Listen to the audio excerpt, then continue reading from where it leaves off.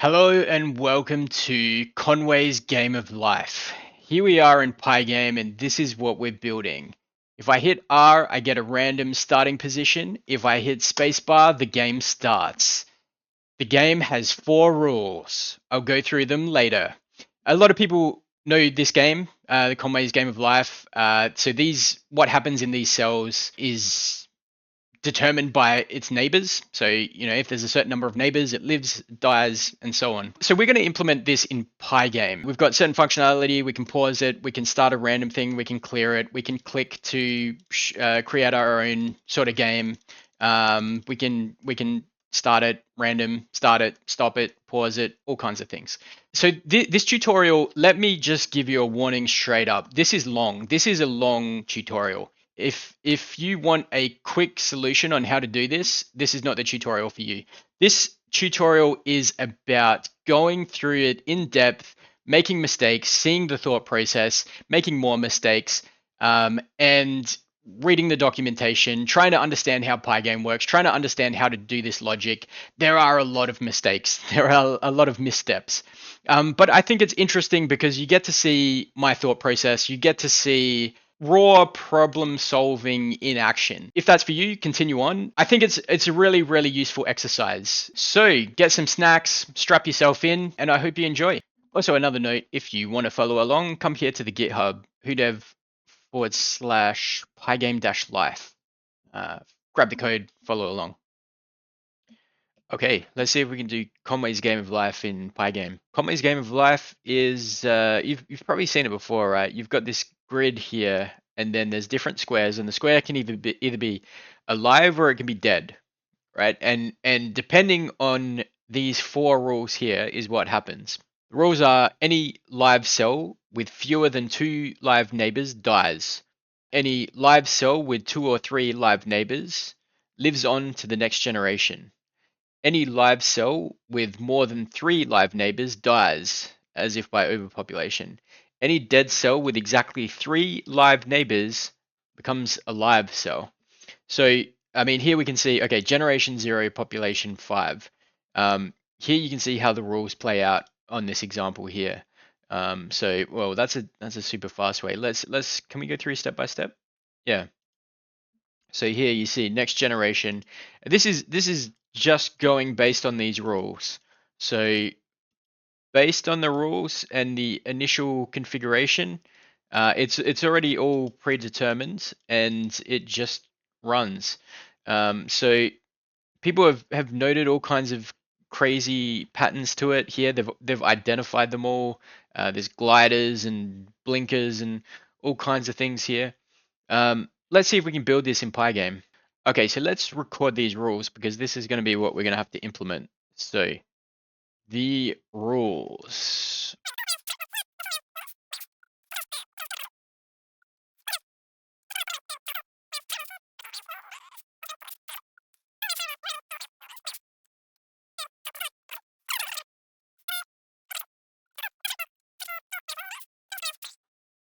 Okay, so these are the 4 rules that we're going to implement in Conway's Game of Life. We're going to just have a basic window with a similar sort of setup to this.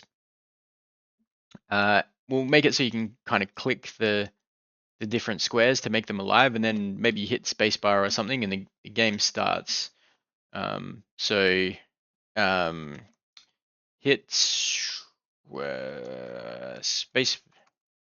spacebar to start, pause the game. And I guess we need a reset as well. So hit R to reset the game. Actually, let's change that to C to clear the game and hit R for random start. So the idea is you hit R and you get a random sort of starting pattern.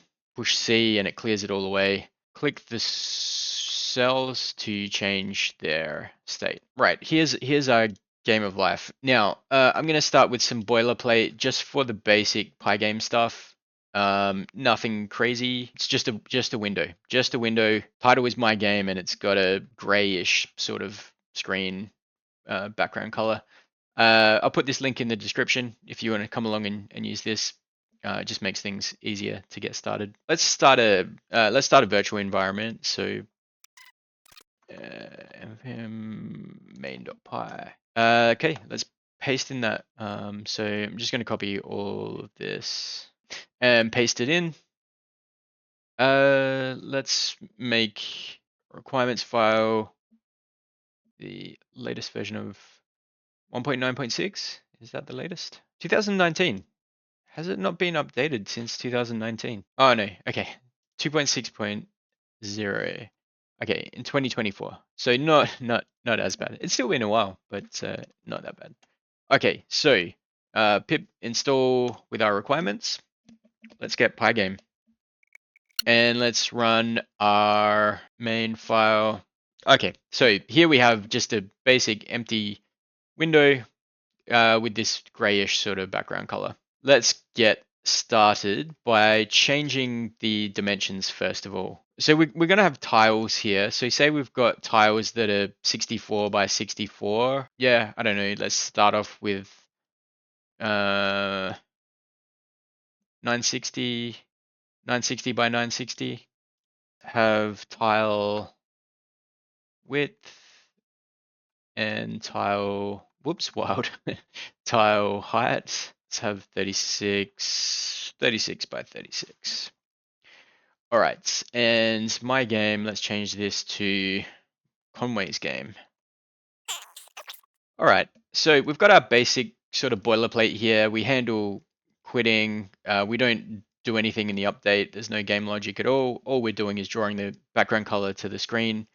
That's pretty much it. So we're going to have to implement the rules, and we're also going to have to draw the grid, right? So how are we going to do this? This is a good question. So let's say we've got our grid here, and there's a number of ways we could do this, but I think one sort of simple way, it's not going to be the most optimized way, but one way that we can do this is to make use of the rects in Pygame. So in Pygame, we have these rectangles, right? And we just fill up the whole thing with rectangles. Then we just change the color based on whether the cell is alive or whether it's dead. Normally green is alive, right? I'm colorblind, so I need to use the descriptions here to actually know what color it is. So yeah, let's have something like that. We can just have a basic sort of setup here, where we have the squares. They're kind of a black outline. They're white if they're dead, if they're alive, or should they be black if they're dead? How does that look? It's very, yeah, there's a lot more contrast. I mean, let's stick with white. White, we'll have the black outlines though. And then based on the rules that we have for the game is what happens. So we'll iterate through all of that. I mean, the first thing we have to do though is draw the grid, and I think we should probably have a class for the cell. So class cell. And I'm not sure what we're going to pass in yet, but we'll need to know the state. Let's just call it is alive, because it can only be alive or dead, right? So yeah, let's just say is alive. Okay, so we've got the background color. Let's have the border color, and let's change that. Let's make that black. I think we can use these strings in Pygame, right? And background color white. Okay, so this is going to have a rect, and that's going to be a Pygame rect where we give it the dimensions. So, I mean, we should probably initialize it with dimensions. And I suppose we can initialize it with whether it's alive or dead as well. I mean, by default, we probably want it to be dead, but so by default, let's say false is alive, and yeah, then let's have, so we've got the background color, and then let's just have the live color is green. I just want to run this because parameter without a default follows. Okay, yeah, okay. So we should chuck dimensions in first here. Okay, that's better. All right, so our screen is white now. That is very bright. I'm kind of used to dark mode, but that's fine. Now we need to draw our grid. Let's have, okay, let's do it here in the draw section. Draw grid, right? And that's essentially going to be drawing all of these cells, to the screen. Let's start off by just drawing one rectangle. So Pygame rect. Let's go to the docs and rect. All right, so we just give it a left top width and height. Okay, so we'll start off with the left and the top, which will make that 0, 0. So we'll just output it to the very top of the screen here. And then we'll go tile width and tile height. Oh, I just noticed a typo. Sorry, tile height. So 0, 0 tile. Which one was first? Width. Okay, tile width and tile height. Right, now, how do we draw a rectangle to the screen? Self draw rect. I'm guessing it's gonna be as part of our display. Let's go back to the quick start. Getting started. Where are we? Docs. Okay, quick start. Okay, here we go. So Pygame draw. Do we have a draw rect? Where is draw? Draw rect. Okay, we do. Okay, so draw a rectangle and we give it the surface, give it a color, and the rectangle. Okay, or we can give it a width and a border radius. Okay, let's do that. So Pygame draw rect. So Pygame draw. Sorry, draw is lowercase. Draw rect, and then we can pass in. Let's pass in our rect here. Right. So I mean, can we just pass that in? Surface color. Okay, surface first. Okay, so self.screen. That's where we're gonna draw it to.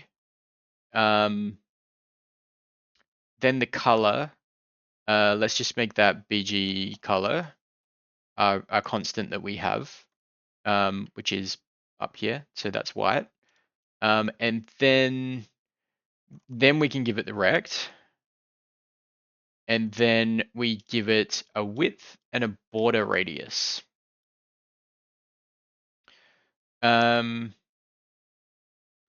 So width optional, used for line thickness or to indicate that the rectangle is to be filled.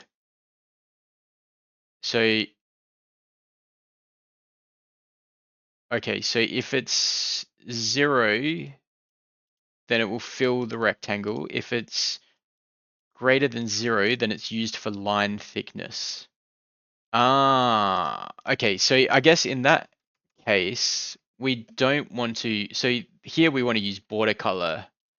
So border color, and then here we'll have the line thickness, which I don't know, let's make it 5. I don't know how thick that's going to be. I guess that's pixels, right? So okay, so there it is. There's our first rectangle in there. Now, looking at the documentation, where are we? Pygame. Can you have a fill color and a line color at the same time? I don't think you can. I think it's one or the other. Yeah, you either draw the line, or draw the fill it in with a color. I mean, what does border radius do? Where is the border radius? Used for drawing rectangle with rounded corners? Nah. Huh. Okay.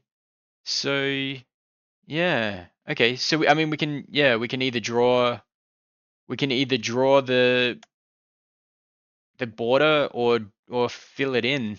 So I guess like let's switch it up. So let's just give it live color.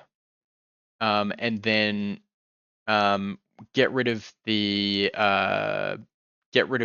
the border there. Yeah, okay. Yeah. So by the way, that is a horrible green. I think we should find a different color. What do we have available? Are there I mean we could give it like an actual um RGB. We could give it an RGB. But where are the color constants? Surely there's no okay. Where does that color come from then? Because I mean it's already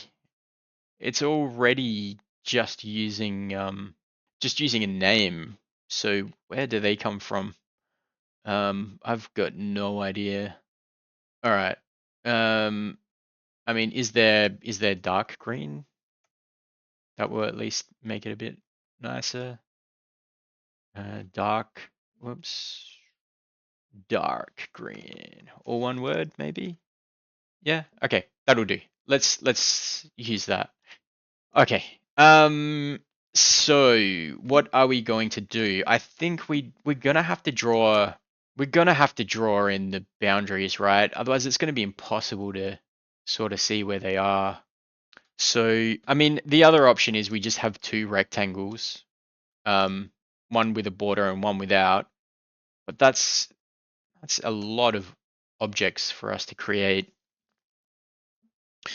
Um, no, let's do it. All right. So self rect and self border. And it's gonna be exactly the same. Okay. So um yeah, okay. Let's give this a draw function. Okay. Draw self and some. Yeah, we're probably gonna need the screen so we can do this. Yeah, or we could just draw them. We could just put them all in a list and then draw them. Actually, no, we're gonna have to. Yeah, we can do that. Let's just put them all in a list and then draw them together. So we won't use this draw function here. Okay, so this needs to be class. Oops, I've messed that up. All right, so um, when we initialize the game, we should probably set up all of the cells. So set up all cells.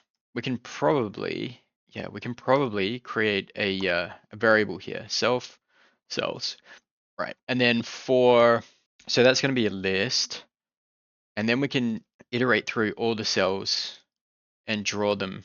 So instead of drawing the grid with just this one cell here, we can draw all of them. So draw a grid, that is all cells.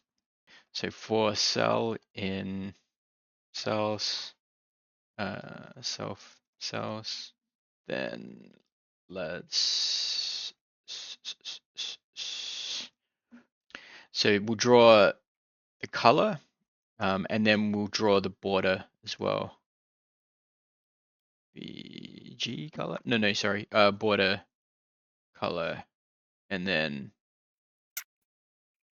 now for now, I'll put this in as a placeholder, just so we can see it in action. And Yeah, but we're gonna have to change this though yeah, we're gonna have to change this though to grab these details here from the cell. So this will be cell. Well, actually, I mean, let's do it now. So cell x. No, sorry, cell rect x, cell rect y. That stays the same.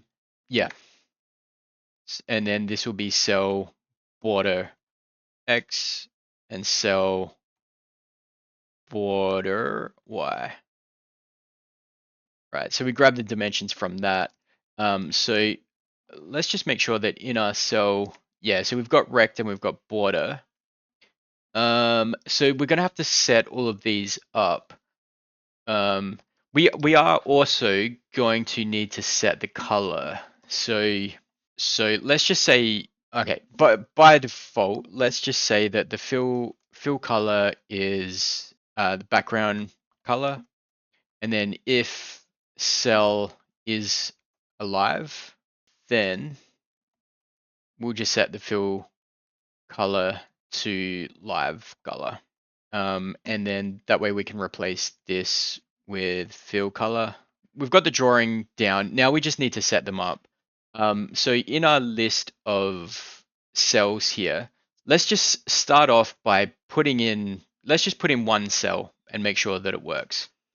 So, um, so let's just say cell equals cell, and then we'll give it so what do we give it? The dimensions. So we can give it 0, 0. We'll just put it in the top left of the screen. And then is alive.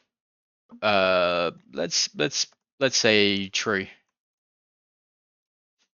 Okay, so we've got our cell there. Then we need to append it to cells. So self, cells, append, and then the cell. Okay, so um, I'll just put a to do in here. So to do iterate through grid and create all cells. Okay, so right now we've just got one. And it is not liking that at all. Argument must be rect style object. So, okay, so we have to pass in the full dimensions of it. We're going to have to give it a, a width and a height as well. So let's just say tile width. Yeah, tile width and tile height.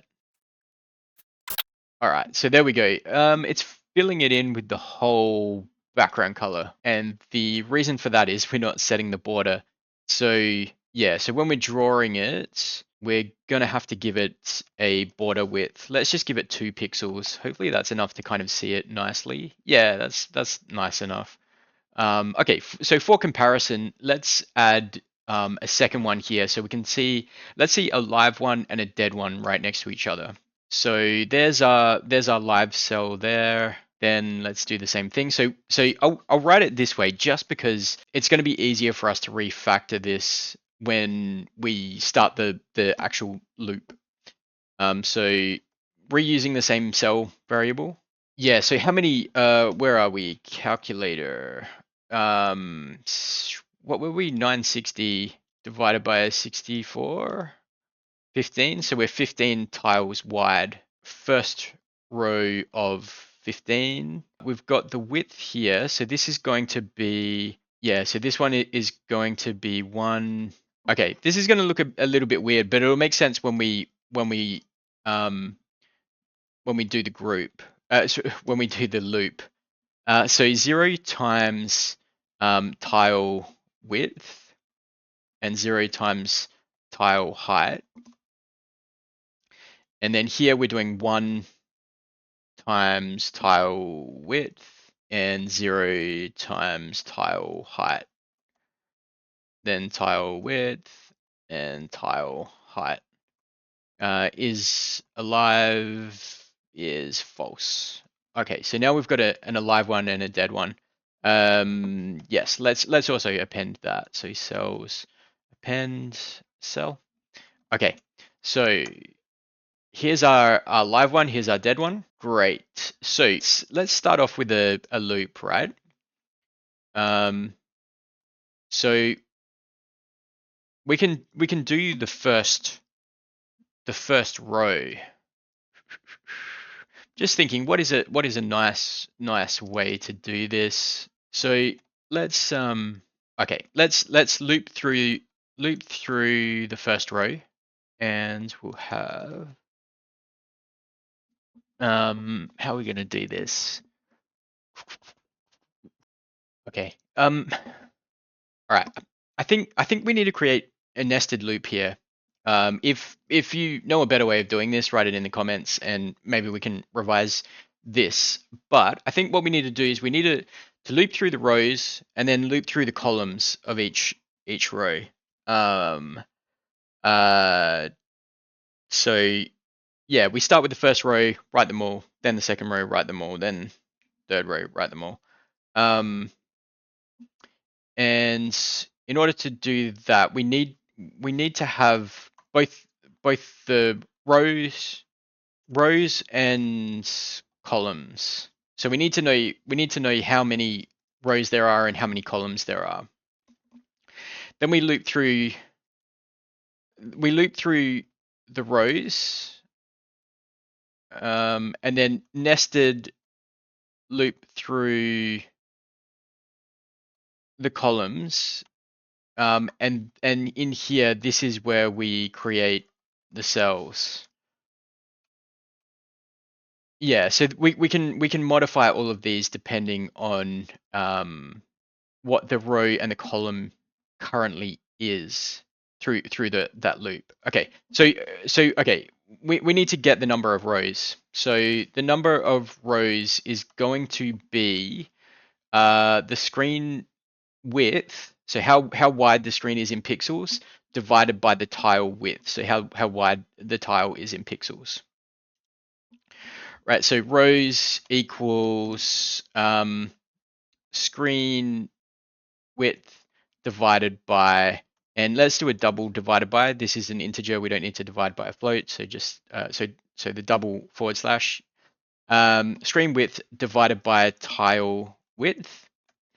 And then the columns are, let's get rid of that. And then the columns are the same, but the screen height divided by tile height. Okay, so that'll give us a number of rows and a number of columns. Now we just need to loop through the rows. So for row in range rows, so this will give us our row variable that we can use. So here when we're creating the cell, we've got row. Now we need columns. So let's loop through that here. So for col in range cols, let's create those. So we now have a row and we have a column, and we can do the same sort of thing here. So let's so for our cell, we can get rid of this one, and let's just get rid of that comment. So set up all the cells.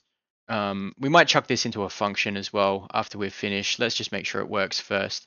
Okay, so for row in range rows and col in range cols, the cell, and then we give it the dimensions here.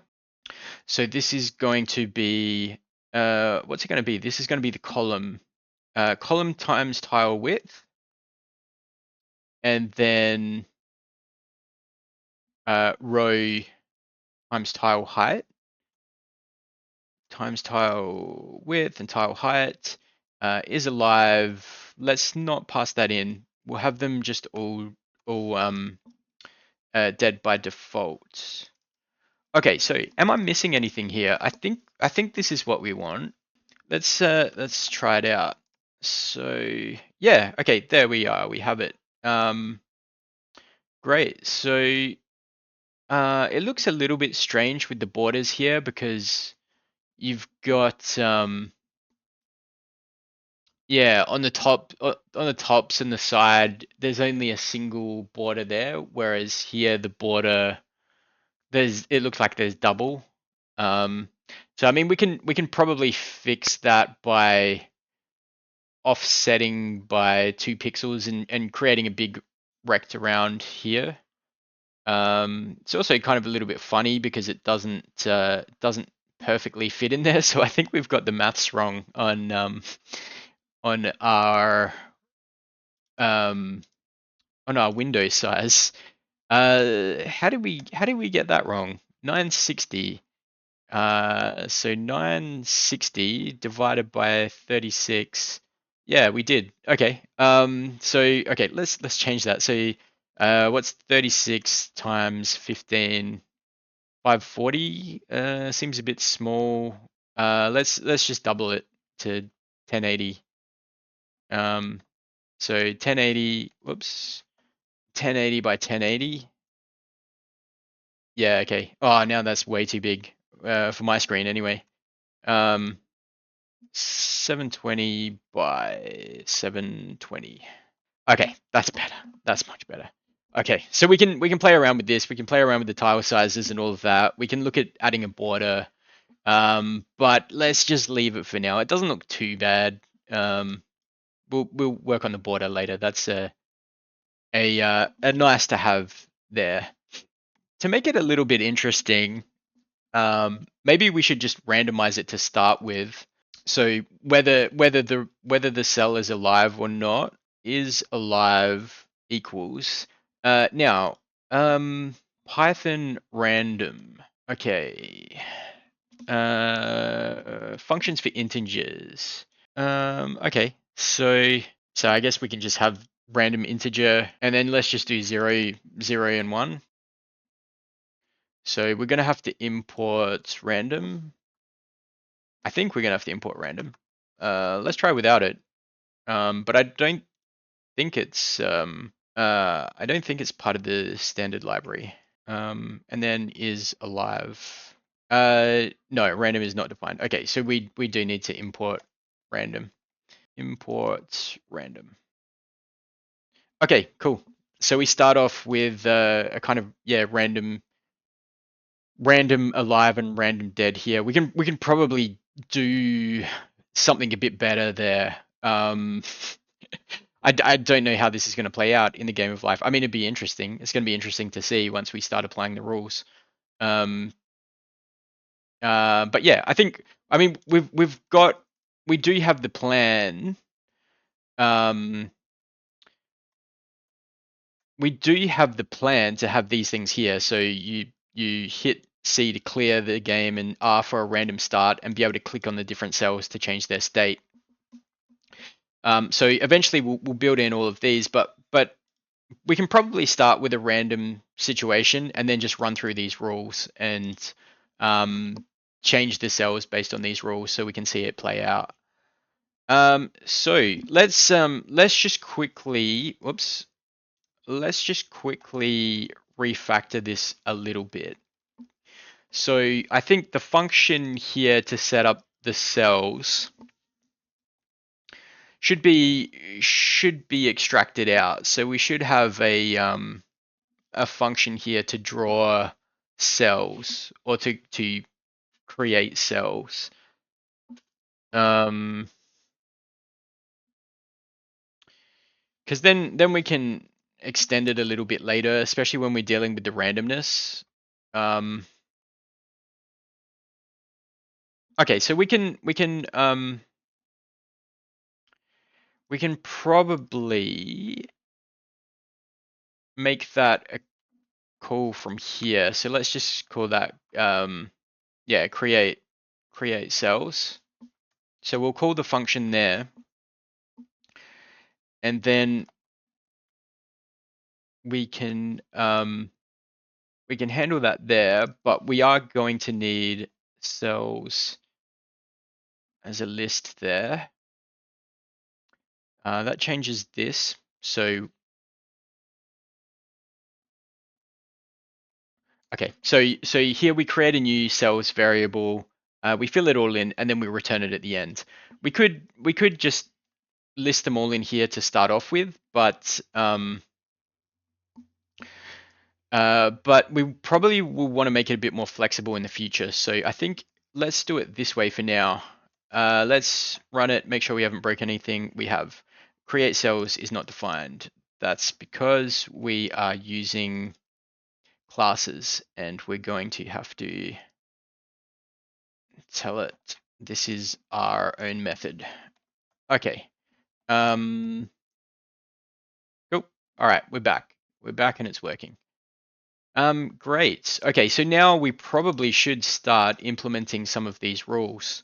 Now in update, I think this is where we could start applying the rules. Yeah. Okay, so what is the first rule? So any live cell with fewer than 2 live neighbors dies. The interesting thing here is we're going to have to get not not just the current cell that we're working with, but all of the cells around it. So we're going to have some idea of the index of the cell, so or the position of the cell, so we know where it is, and to be able to get the cells all around it, right? So one cell is going to have a cell directly above it. It's going to have well, actually, sorry, let's bring this up. This cell here is going to have a cell above it, to the diagonal right, to the diagonal left, to the right, and then yeah, all the way around it, right? So we have what is that? That's eight different neighbors that we have to take into account. So I mean, we may need to optimize this in the future, but using rects might be really, really expensive. But let's see how we go. I mean, it's not very graphically intensive, so it could be fine. But I think what we're going to need is a function to get all of the neighbors here, because it's the neighbors that influence what happens to the state of this cell. Okay, so I think this whole thing's going to be easier if we know the row and the column of the cell. We can make our lives a lot easier by storing that in the cell here. I mean, we probably could just look it up based on the coordinates of where it is. So we know how big the screen is. We know where all the tiles are. We could have a function here in this cell to say, get row or something like that, and get column. Or I mean, we are iterating through this to create them all. So let's just store it as a property of this class, and then use that. So that's going to make our life a lot easier. So self row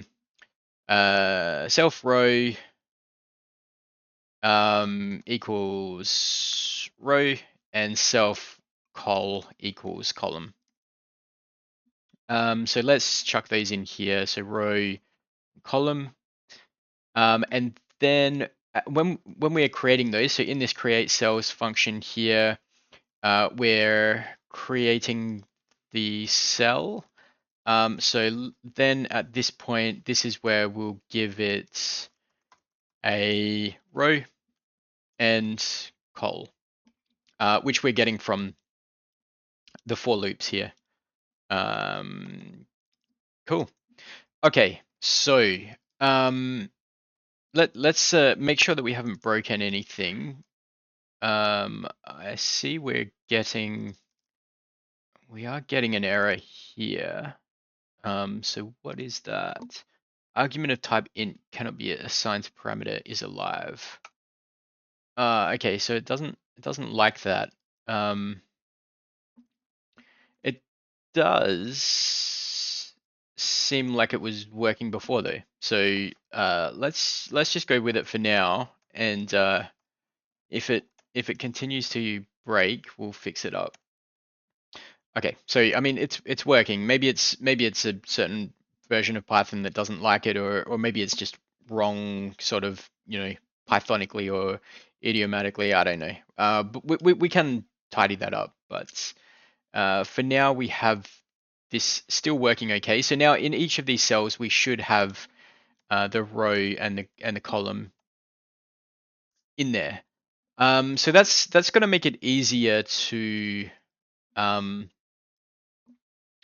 to work out where they are. I mean, let's just print that out. So self col and self row.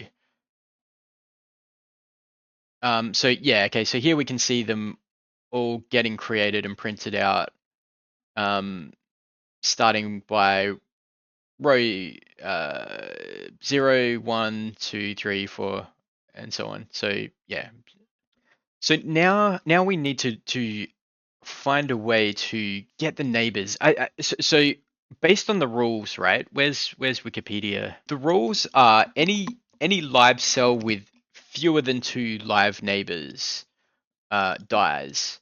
Uh, any live cell with two or three live neighbors lives to the next generation. Any live cell with more than three live neighbors dies. Any dead cell, so dead cell with exactly three live neighbors becomes a live cell. So essentially, for evaluating these rules, we need to know how many alive neighbors are there. That's the main thing that we want to find. Let's create a function on the cell itself. We'll call it so live neighbors.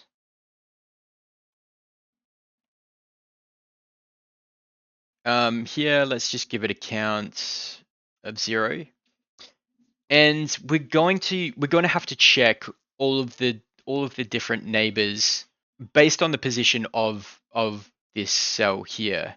We've got our grid system here, and say we're working with this cell here. We want to be able to find the different neighbors that we have on on all the different cells around it. Okay, we we know this row and this column that we have here. So 9, and then however long it is. I'm not going to count all of those. So anyway, we know the row and the column for all of those. But what we want to do is we want to go one row back and count all of those. So we want to go one row back and one column back and check that. Then we want to check the column directly above it, and then the column directly to the right of it. Then we want to check the same row, but the one to the left of it. We skip ourselves and then go to the one on the right, and then we want to go one row down, and then check all three there. So we can create a couple of loops to go through all of those and see where they are. All right, so we have our own row and our own column. So let's start with the rows, and for yeah, this is going to be a different row. Different all right, let's call it delta. We've got delta time, right, which is the change in whatever. So delta essentially means change, right? So change in row, in range. Actually, what do we want? We want a list here, right? We want to check. All right. Let's create to check. Let's create a list here so we can have the the different integers that we're going to use, right? So we've got -1, 0, and 1, and that's how we're going to modify the row. So for delta row in to check, and then we need that same nested loop. So for delta col again in to check, let's just print out here. Let's just print out the neighbors. So okay, so we're going to have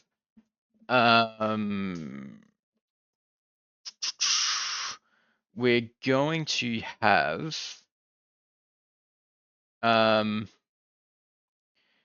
the row. So the row will be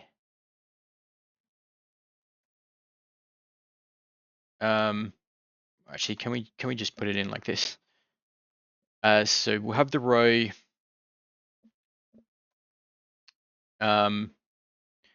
let's just wrap this here a little bit to make it easier to see. I don't know, square brackets kind of doesn't matter. So the row and the col right, and then so the row will be delta row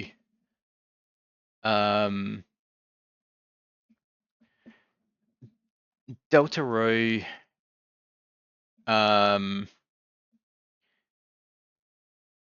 and so, okay, so we've got okay, so we've got, where's our diagram here? So the delta row, say we're checking -1. So currently we're 1 and we want to have -1 here and get to 0. So we want to have delta row plus, I think, plus self row. And then for the column, the same, I think, delta col plus self col. I think that's correct, but I guess we'll see when we run it. So I guess the other thing is, so if delta, whoops, if the delta column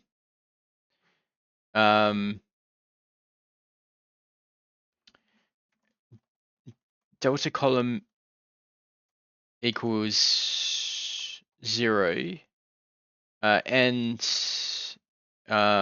what do we do in Python? Is it double and? And the delta row is also 0, then print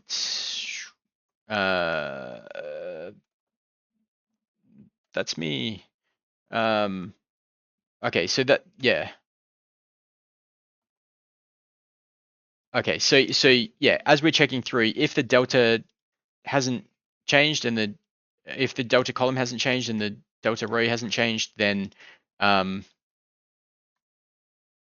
that's the actual cell that we're looking up. So we don't need to change that.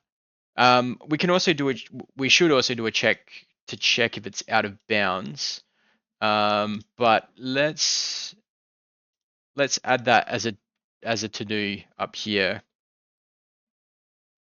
Check if out of bounds. Yeah, but for now we can yeah, just output this here. Let's make sure that our addition here is working correctly. So we're going to get a lot printed out because we're going to do this for every cell, but it'll be good to see. So so let's just run this function here. Sorry, this method. So self dot live neighbors. Oops. Yeah. So right now that's I mean we kind of do want it to return an integer. So self alive neighbors.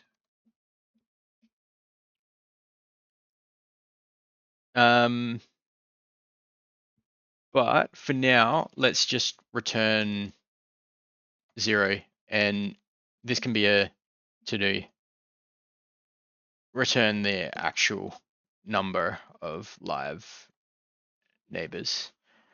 Okay, so we'll save this and quit, and then we'll just run it to make sure that we're actually getting this as correct.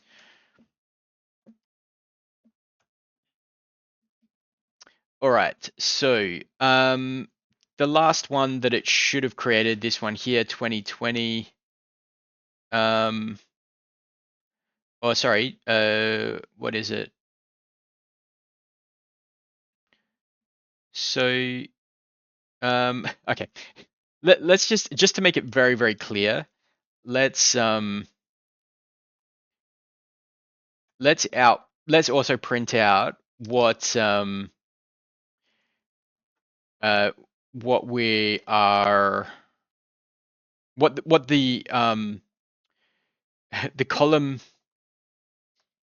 and the row of the actual cell that we're looking at is as well. So row, okay, and then this one is just self row and self col. All right, let's take a look. Okay, so oh, okay, this isn't actually outputting properly. I'll have to go to the Python documentation to see. Let's just do it now. So Python docs. Okay, so do we just chuck an F? All right, let's just do the F string here because that's gonna be the easiest. I mean, we kind of don't need to. We can see it here. It's outputting anyway. So, okay. So here we have. Let's just pick this one here. So 1919 is the last one. Now it looks like it's not working because we're not getting enough neighbors. Actually, no. We need to know when this is starting. Okay. So let's go here and type in print finding neighbors.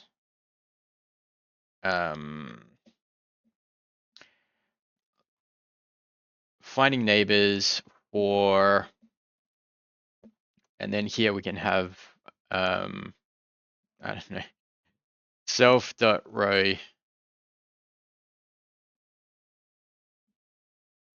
for row, this, and col self.col. All right. Okay.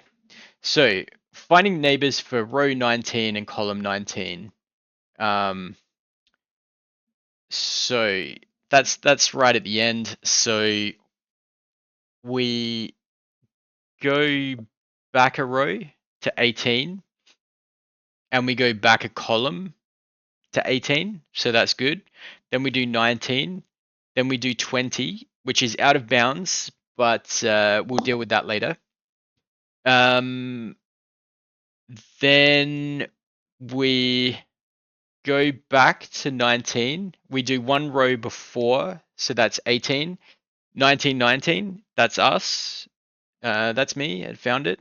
And then 20, again, out of bounds, but still doesn't matter. We can deal with that later. And then the final row, so, or again, this is all out of bounds, but at least it's doing it properly. So 20, 18, 19, 20. Okay, we're making progress. We're making progress. We're finding all the cells around it. Okay, so progress. So sorry, I do that all the time.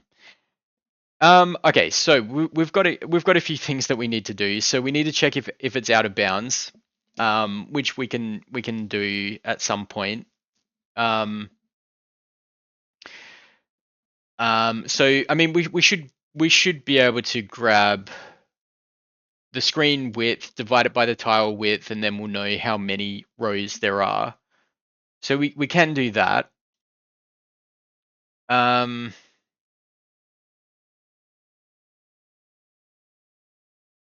So yeah, I mean, again, this is probably something that we can chuck as a variable here in the game.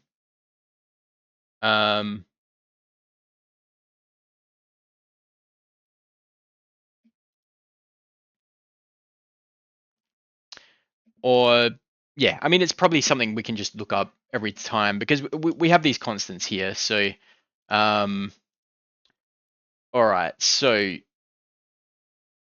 um, so we've got this check here to check for self. Sorry, not there in the if statement. So check for self. Okay, so if it finds itself, then essentially we just want to continue. Otherwise, we've found the first neighbor here. So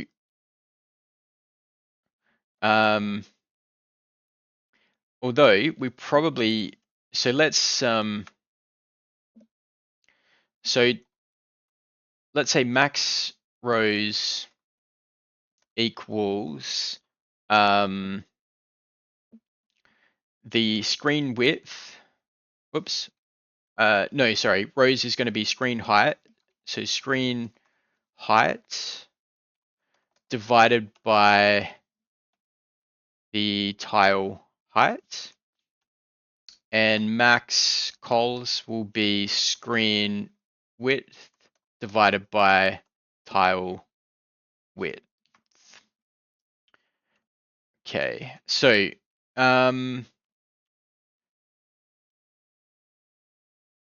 so we can also check. So else if the delta col is greater than max cols, or delta row is greater than the max rows. Okay. I'm just going to wrap this here in parentheses, just kind of for neatness. So let's just say, let's keep this in. So print found self, and then here print out of bounds. Then yeah, otherwise we'll print out the this here.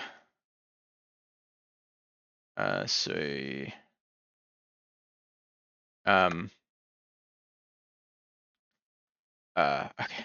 delta row plus self row, and this is actually let's chuck it in a variable.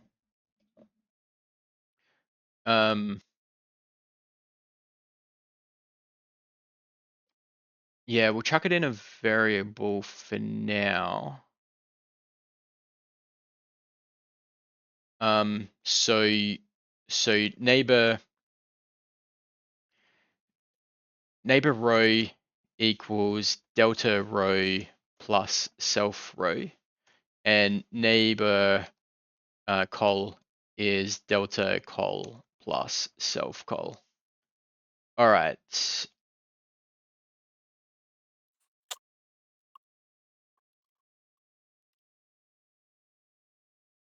Okay.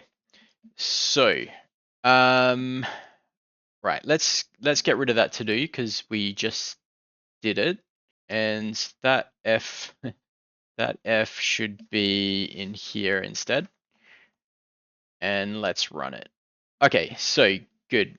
Okay, so the out of bounds is still not working. Why is that?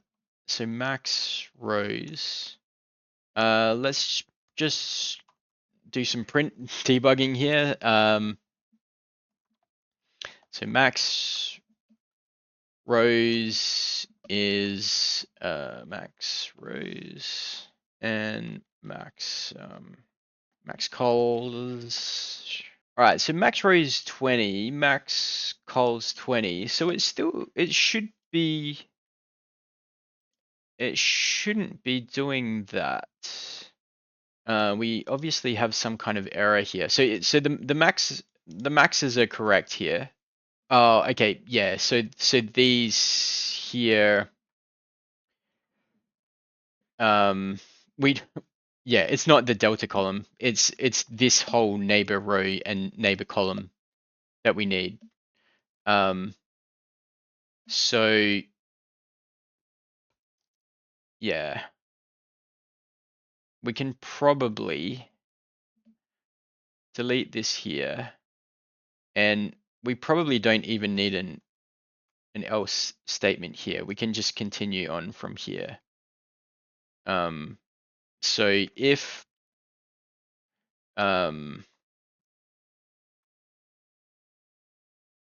neighbor row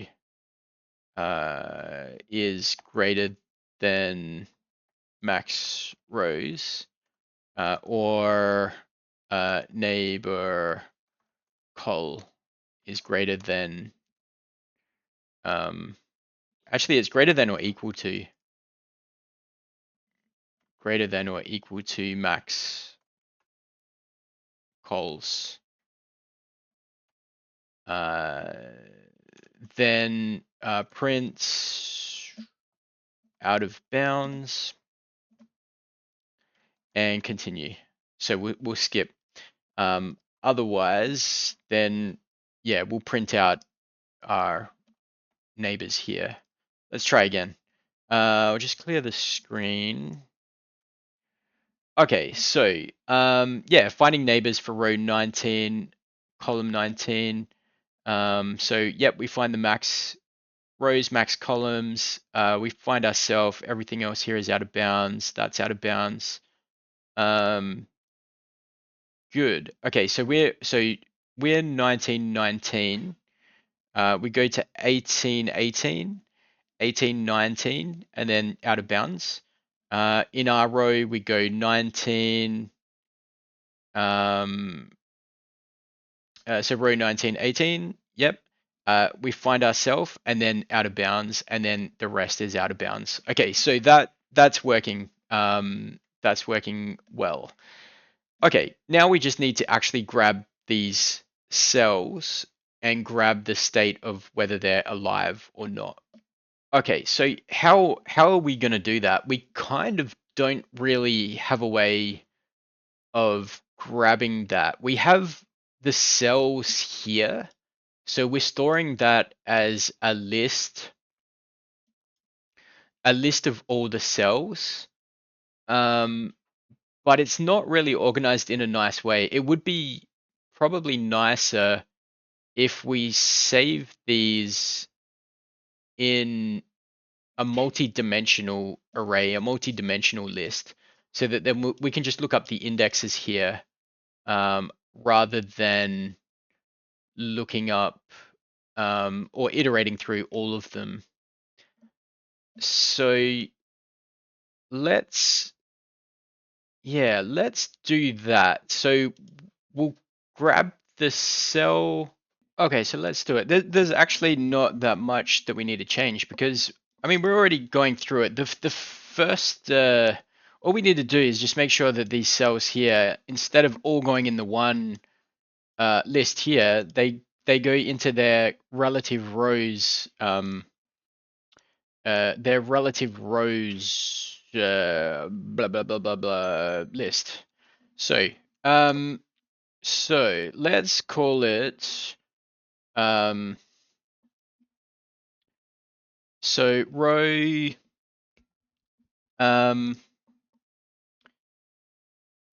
yeah, so let's call it so row list.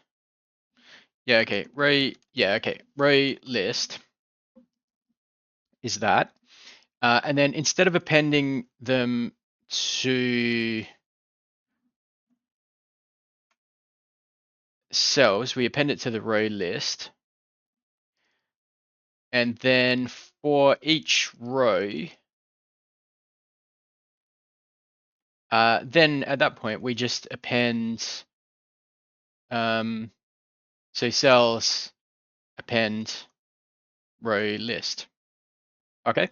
Now for consistency, no, actually that's fine. Let's leave it like that. So, all right, let's print this out. Are we going to be able to do that? Python. Wait. Rows list is not defined. Did you mean row list? I probably did, yeah. Okay, let's row list. Yes, I did mean row list. Okay. Good. Now. Okay. Okay, so it still crashes at some point. I don't know why that is.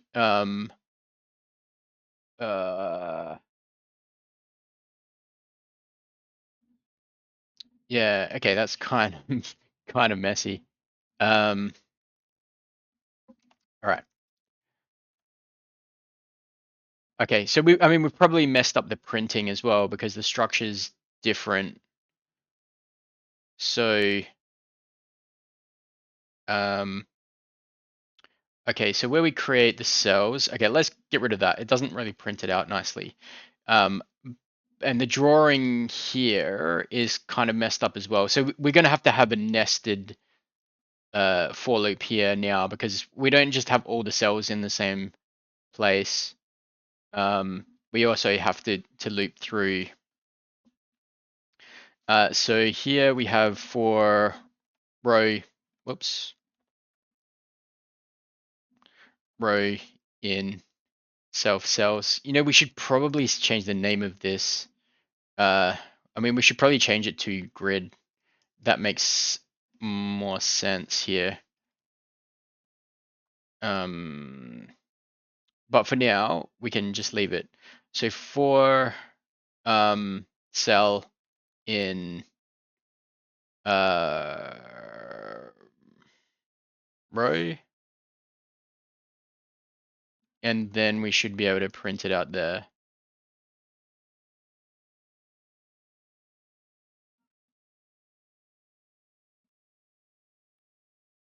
Okay, let's see. Does that work or have we broken things? Oops. Basic syntax error. Where was this for row? Nope, it was not those. Which one was it? This one. Okay. Okay, so okay, so we're back. We're back from the brokenness. All right, still finding the neighbors. Okay. I'm gonna turn that off. Actually, let's add a debug mode. Debug equals false, and if debug.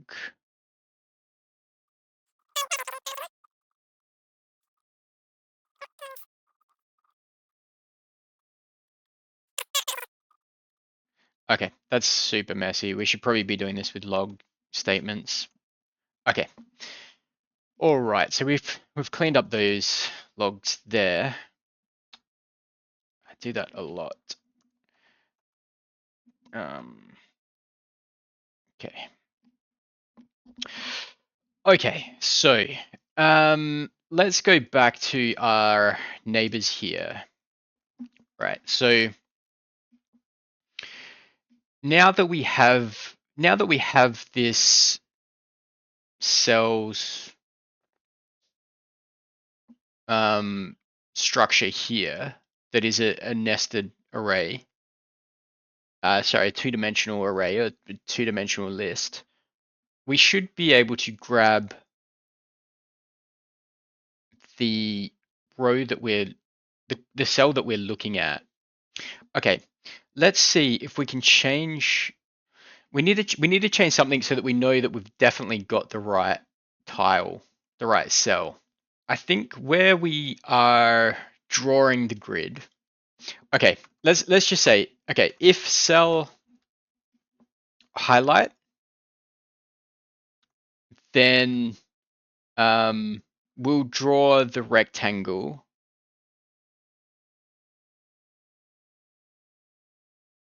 Okay, so okay, let's do this up here. Right, so if the cell is highlighted, then we'll set the fill color to blue. Okay, just so that we can see it. So that now we have the option, we've got this highlighted property here that we can use. Let's just make sure we set it. So self highlighted equals highlighted.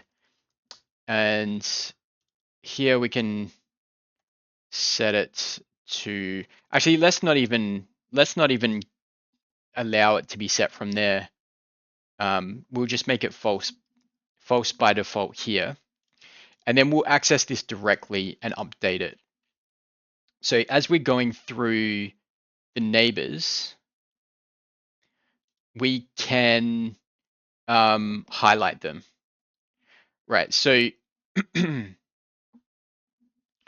okay, so we're going to have to choose a selected cell.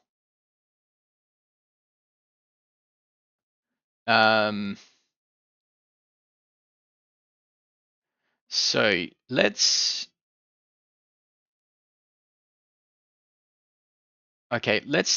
do this on something around the middle. So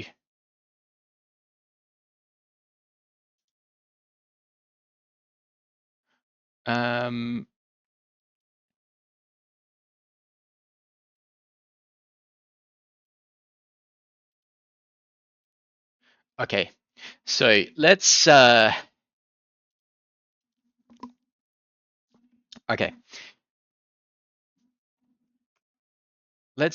Let's do it this way. So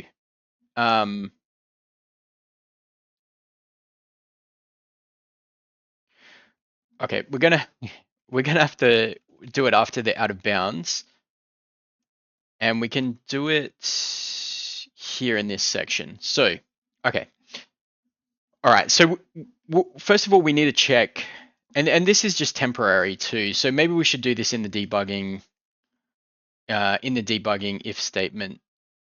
Okay, so let's highlight cells around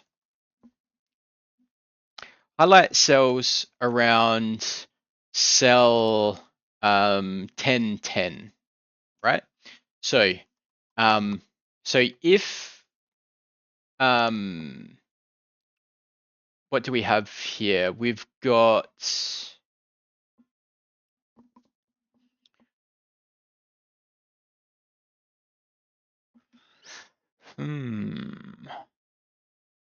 okay, we've got self.row and self.col. Okay, so if self.col equals 10 and self.row equals 10, then we're going to highlight the cells around it. So we're right in the loop here, so we can use our neighbor row and neighbor col. So we just need to get the cell. So we're not going to have access to that because it's going to be in the game here. So we probably need to pass that in.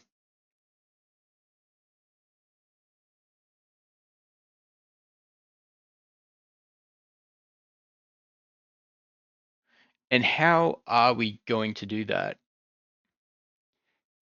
We can have it.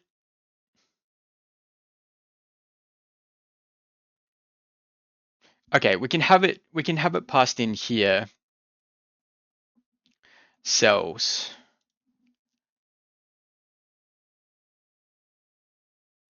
And live neighbors. So where are we calling that?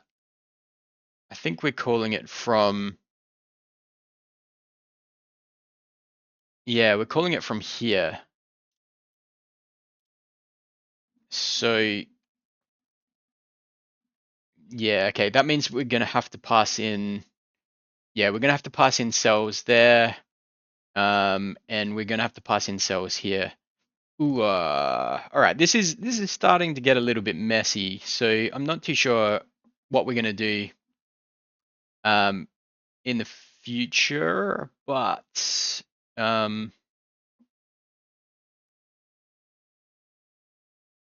yeah, I'm not too sure what we're gonna do in the future, but we're gonna have to. Yeah, I don't really want to pass in the. I don't really want to pass in the cells each time.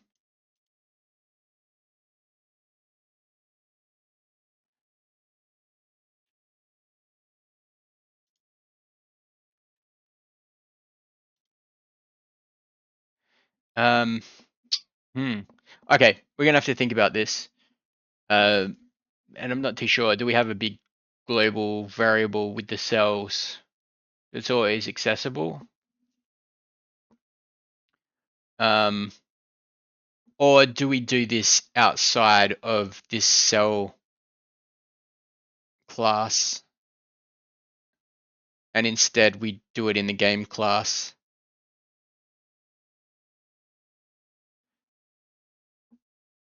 We might have to be, yeah, we might have to do it here. Um, okay. I mean, for now, okay, for now, let's have, oh, I really don't like it. Um, all right, let's just keep it like this. We're gonna pass in the cells every time we create a cell. So where does that go? Just before is alive. Cells equals um. Well, actually, yeah, we kind of can't do that. uh.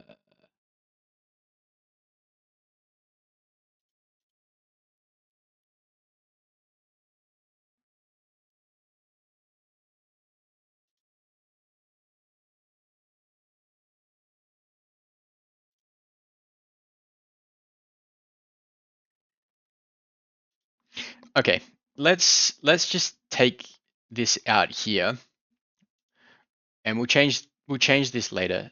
But for now, we'll get rid of the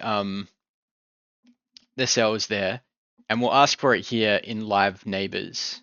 So this function here, or this method, we're going to call from outside of this class. So we'll call it from here, and we can iterate through all the cells here. So let's do it here in our update.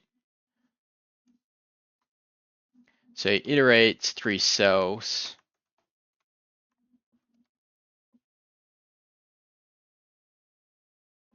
So for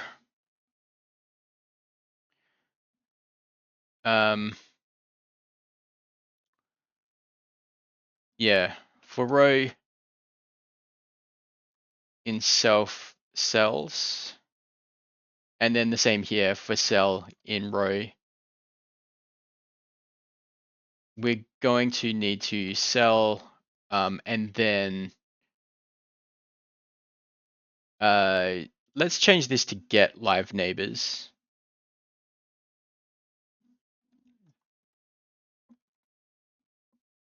Get live neighbors.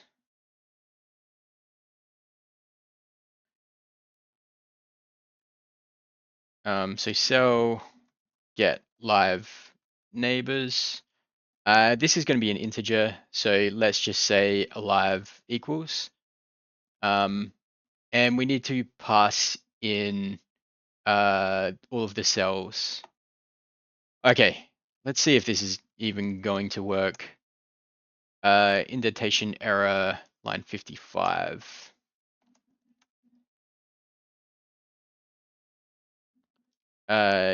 Yes. Oh, okay, so yeah, sorry, we didn't actually finish here. So let's just say um uh so yeah, this is the cell we're looking for. Okay.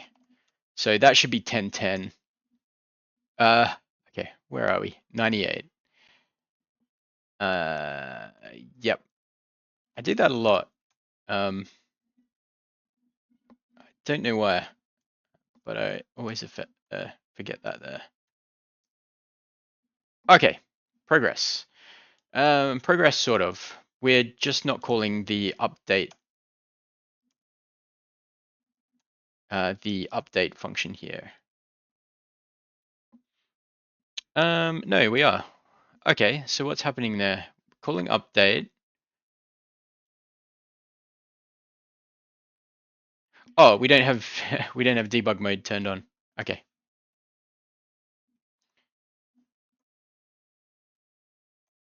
Okay, that's better.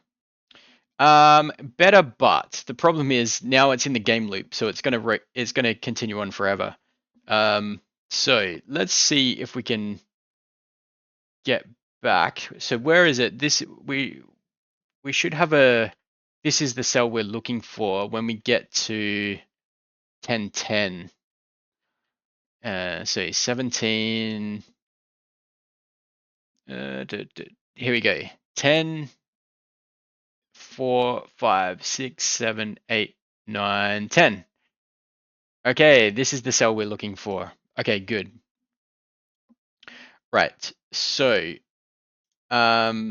this is the cell we're looking for, and then the neighbors. We wanna highlight the neighbors. So let's do that next. What? I do that all the time too. Okay.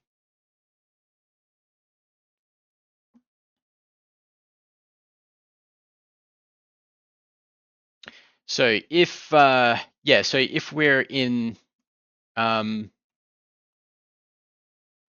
this this cell here, then what we want to do is for each of these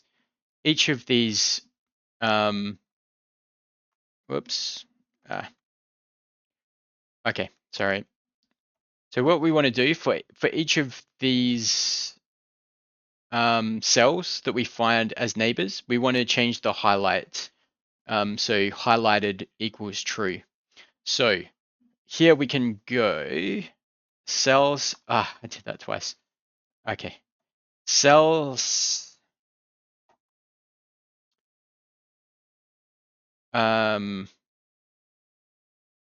Yeah, cells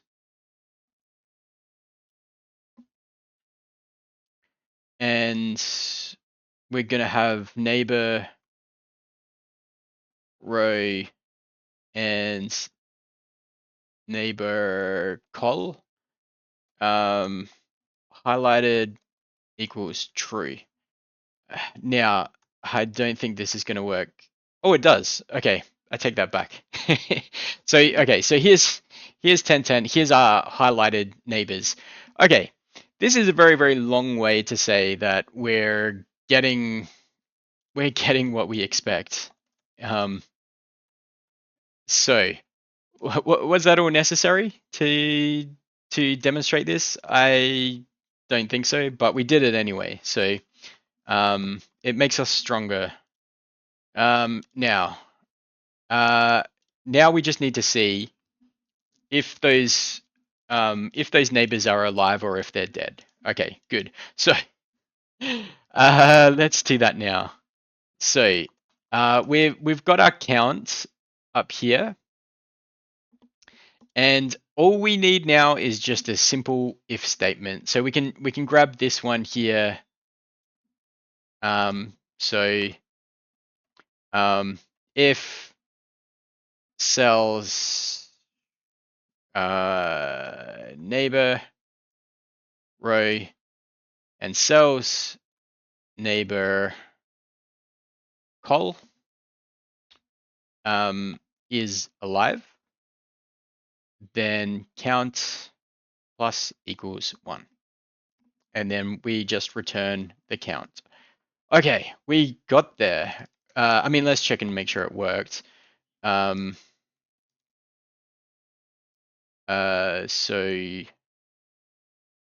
yeah, I mean, where are we going to do that?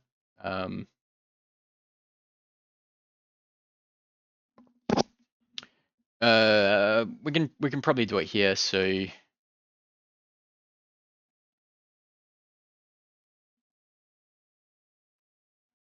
print alive neighbors, and then this is just the count.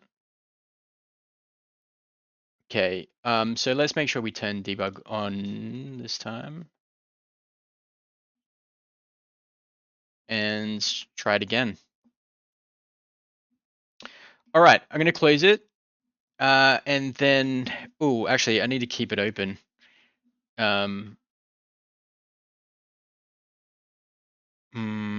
But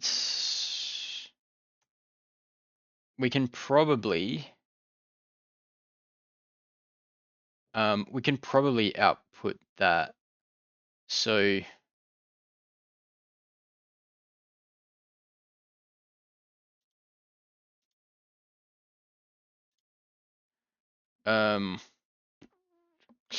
okay, there's probably an easier way to do this. But oops, I'm going to take a photo of this, take a screenshot of this, and oh, that actually pauses it. Anyway, okay, there's definitely got to be a better way to do this. But anyway, so let's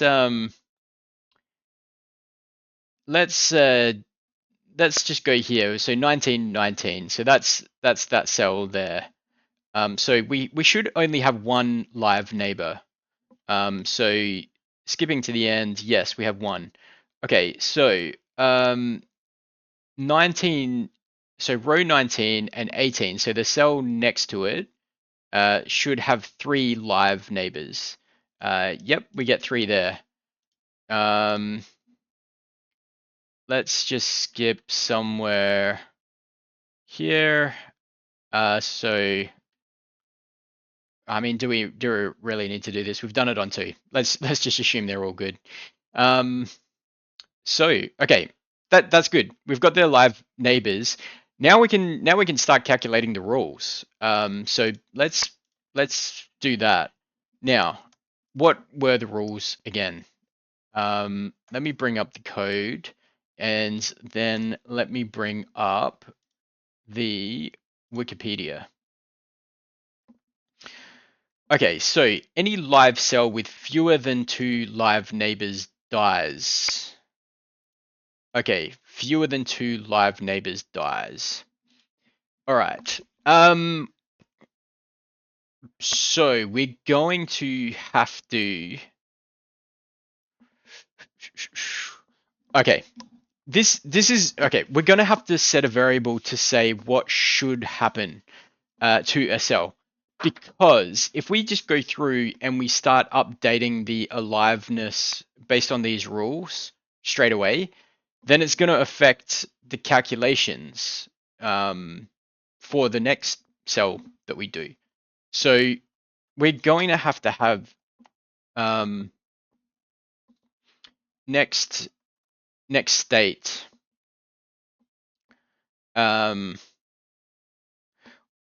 Actually, okay. So let's all right. Self.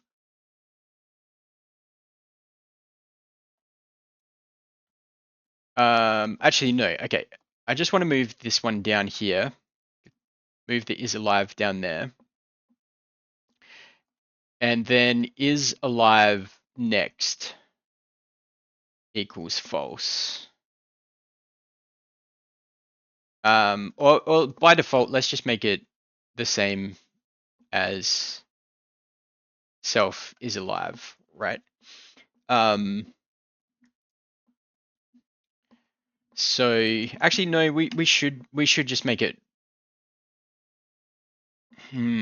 What do we do? Maybe I'm overthinking this. Maybe it doesn't matter. Let's just set it to false by default. Whoops. Okay, so is alive next false. Okay, so this is what we need to update. So for each of the cells, we need to get the live neighbors and probably store them in the cell. So self alive neighbors is 0. I think we've got a lot of cleaning up to do.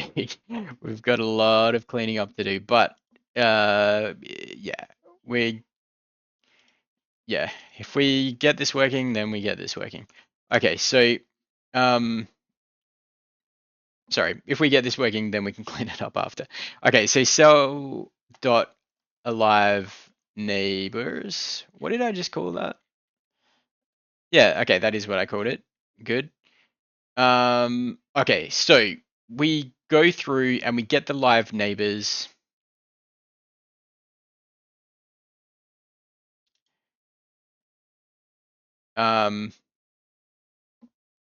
Then we kind of need to apply the rules to set the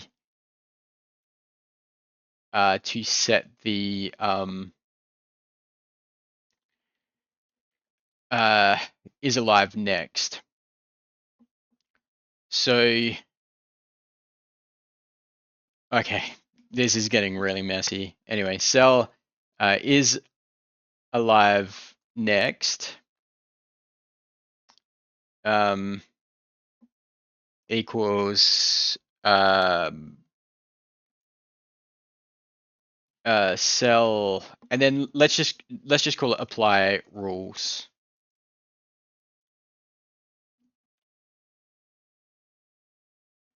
Okay, apply rules.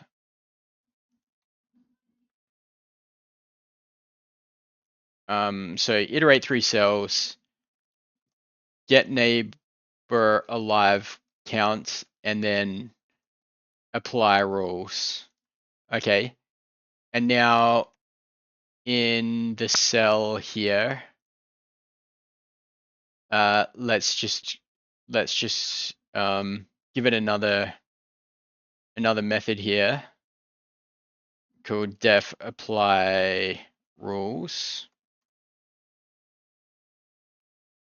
and let's start applying them. Okay, so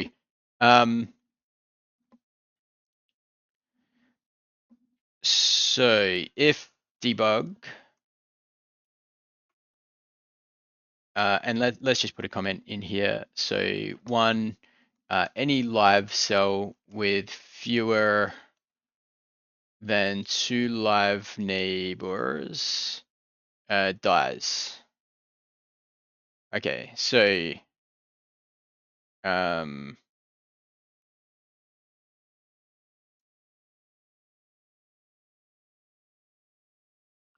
let's just call it rule 1.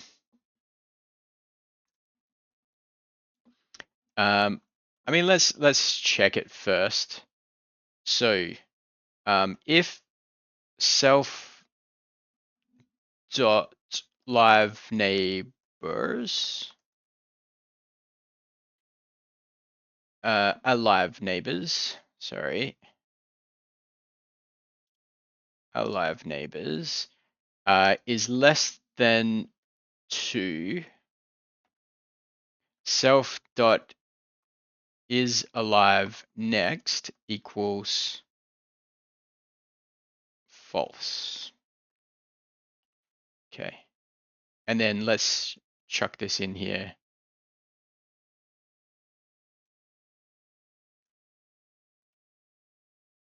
Dies due to rule 1. Okay. Okay, so that's rule 1.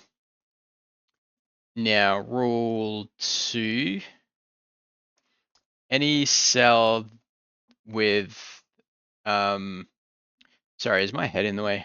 Probably is, right? Any cell. Oh, okay, there is a distinction here. Any live cell. So if self is alive and yeah, so so rule 2, any live cell with 2 or 3 live neighbors lives on to the next generation. So any live cell with 2 or 3 neighbors. So if, oh, I've got double if here. If self dot is alive and self dot alive neighbors,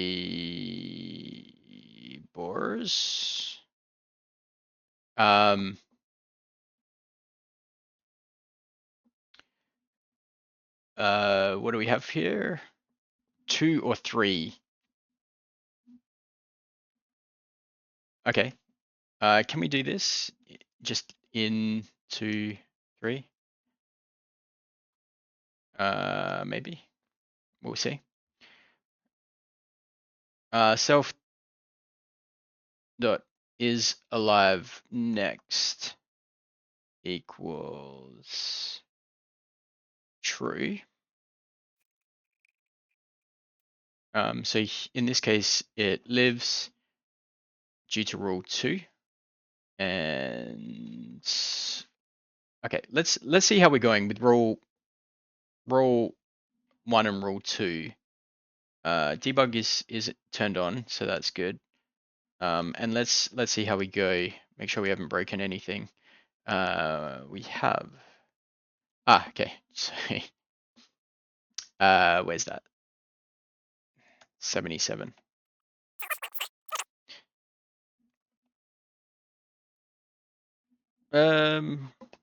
So object has no attribute cell. Okay, line 80. Oh, okay, so this is just self.row. All right, so let's close that. Okay, so we've got a few evaluating here. So our last one here, 1919, dies due to rule 1. So that was this one here, fewer than 2 live neighbors. So that looks like it's working. Here it's only got 1 live neighbor.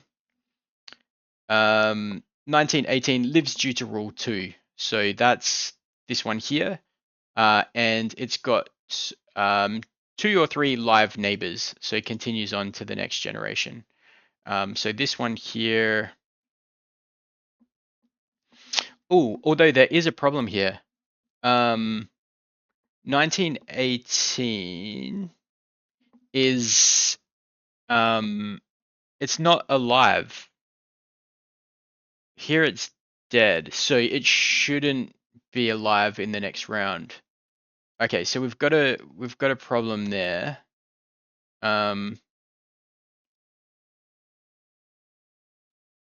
So self-that is alive. So I don't know why that's evaluating, because it's not alive, unless I'm counting the wrong one. I thought it was 1918, which would be, if that's 1919, that's should be 1918. Unless it's that one there, unless I read it backwards.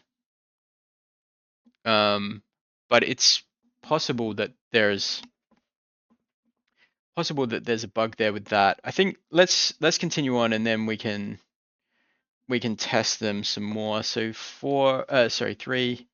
So any live cell with more than 3 neighbors dies. So if self is alive and self alive neighbors is greater than 3, self dot is alive next equals false. And then we can grab that and then paste that in there. So this one dies due to rule 3. Sorry, this one should be dies. Rule 4. Any dead cell with exactly 3 live neighbors becomes a live cell. So if self dot is alive equals false, and self alive neighbors exactly 3, self dot is alive next equals true. And then let's grab that, paste. Okay. This one lives due to rule 4. Okay, so we've got our rules. Let's double check them. Now, let's just make it very, very explicit here. And then we can run it. Okay. Close that. Okay, so 1919 dies due to rule 1. That's what we're expecting. So you bring up the rules here. Okay, so 1919 dies due to rule 1. So any live cell with fewer than 2 neighbors dies. Here, there's only 1 live neighbor. Also, it's a dead cell. So, yeah. Okay, where are we? Okay, 1918 lives due to rule 4. So 1918, that's this one here. So it's a dead cell, but it's got exactly 3 live neighbors. So that should become alive. Okay, that's good. 1917, so that this one here, lives due to rule 4. Okay, so the problem here is this is not a dead cell. Also, is this correct? Live neighbors 3. That should not be correct, because is it counting itself as an alive neighbor? Okay. 1915. So 19, 18, 17, 16, 15 dies due to rule 3. So wait a minute. What? Alive neighbors 5. That's not correct. Maybe we should print the number of alive neighbors on the cell, like in here, so then we can visually see it a lot better. So let's do that. So where's Pygame? Is there some text that we can add? Okay, font module allows for rendering true type fonts into surface objects. Get default fonts. Okay, render font render text anti-alias color. Okay, so once we have a font, we can render it and we'll get the surface. And then I'm guessing we can just split that. Oof, geez, why is it so hard just to write text to the screen? And when we're drawing, okay, so okay, here we go. We're drawing. Let's. Oh, I don't know why this has to be so difficult. Okay, so if debug. Okay, so let's get our system font here. So font equals this. Well, let's just call it text. Is that gonna work? So we get our font, right? And name size bold. I don't know. Fonts. Okay, let's just try with nothing. And then can we? Okay, renders text on a new surface. Font.render text anti-alias color background. So text render. Can we just do cell neighbor count? Because this is what we're trying to do in the end. Anti-alias, don't care about any of that. Color equals red. This is already throwing an error. Arguments missing, name size. Okay, we need those. Okay, so font. All right. This damn thing. I don't know why this has to be so difficult. Why can't there just be an easy way to just write text to the screen Pygame? If you're watching this video and you know a way of doing it, that's a lot easier. Please let me know. Okay, let's give it Arial and 18. And then font render like that. Pygame draw. Where do we where do we render this damn thing? That's not going to draw it right now, is it? No. Okay. I mean that this is going to be self anyway. So self neighbor count. Game object has no neighbor count. Okay. I mean this should be cell. Oh, it's not called neighbor count, is it? What it's called? Alive neighbors. Okay. Alive neighbors. It's already complaining. Font render takes no keyword arguments. I kind of don't care what the color is. All right. Now, arguments missing. Okay, it does need, so anti-alias, no, I don't care about that. And then here, let's just say red.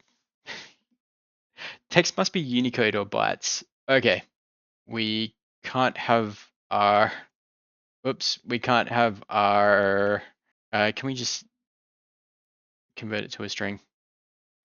Because we can't have an integer there. Okay, so it's not outputting them, but at least it's not throwing errors. I guess we can blit it, right? Because it's a surface. So I think it's a surface. I don't know. Text is this, and then Pygame blit, and then it's gonna be text, and the position will just be I don't know, rect. We'll give it the same. Ah, sorry. Is that's self screen blit?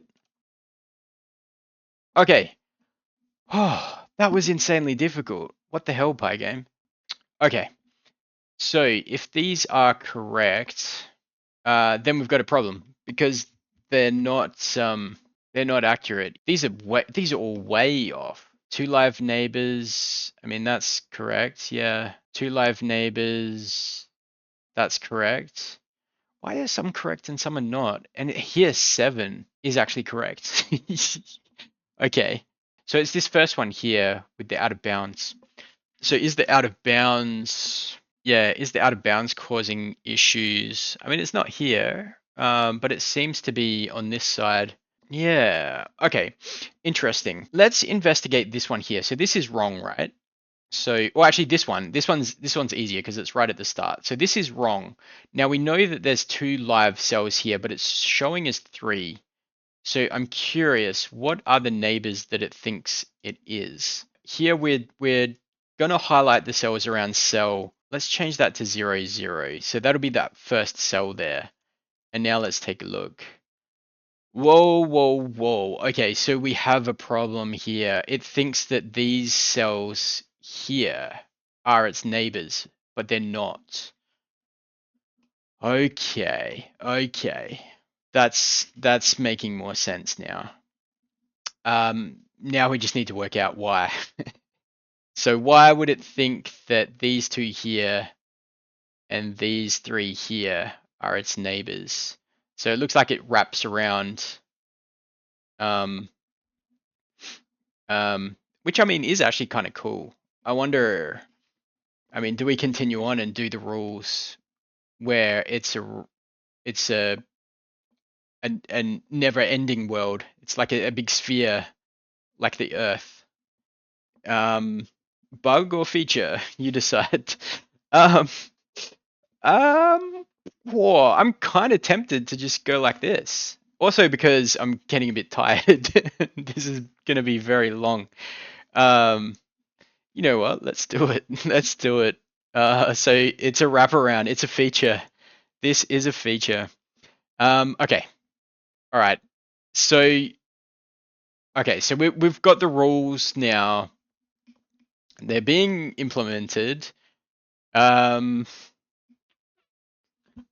Let's see if we can animate this. All right. So I think if we do it every update, I mean, okay, where's our FPS? If we change the frames per second to 1, so 1 frame per second, and we flip the is alive and is dead every time it updates. So yeah, we're gonna have to do it again. So we draw it for the first time, and then okay, so we examine the rules, and then we need to apply rules and reset.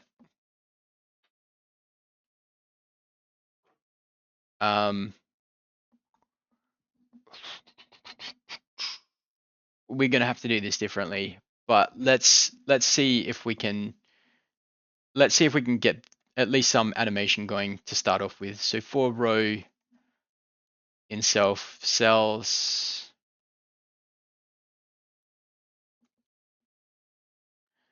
for cell in row, cell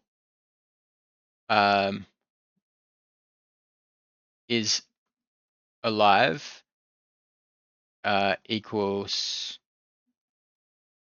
is alive. Sorry, cell is alive next. So we just set the set the is alive next.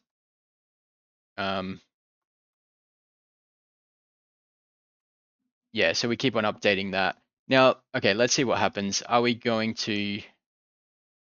Whoa. Okay, everything just died. Everything just died instantly. We've caused some destruction here. Why did everything just die? Okay, killed everything. It's so sad. I think we're gonna have to have some kind of timer some kind of animation timer here, because we update and then we draw it. I mean, in a way, we need to draw it and then update it and then update it again with a different update.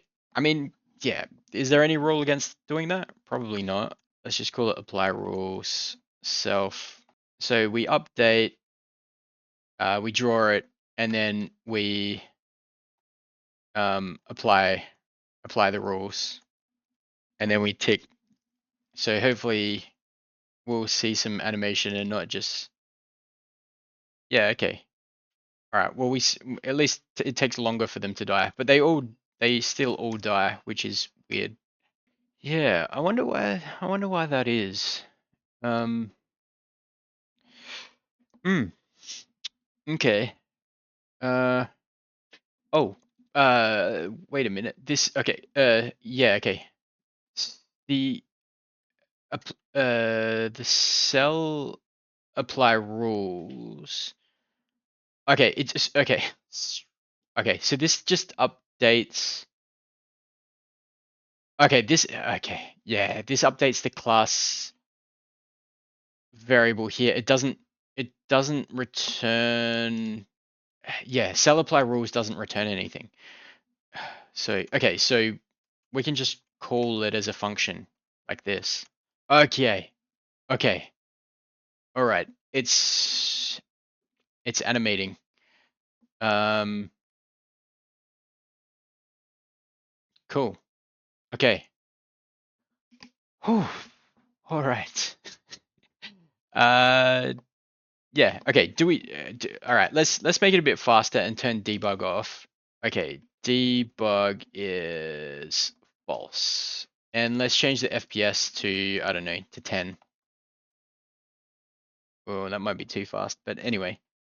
Uh, cool. Okay, well, everything turns to just 3 things quite quickly. I think these randoms are going to be the same every time. No, okay, it is actually random. Okay, that's good. Um, nice. Okay, we reset it.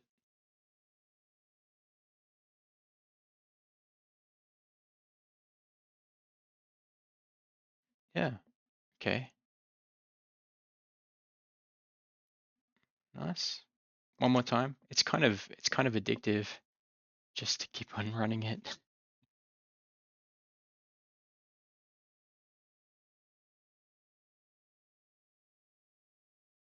Hmm. Ooh, and then they just go forever. Wow, this is kind of cool. I like it.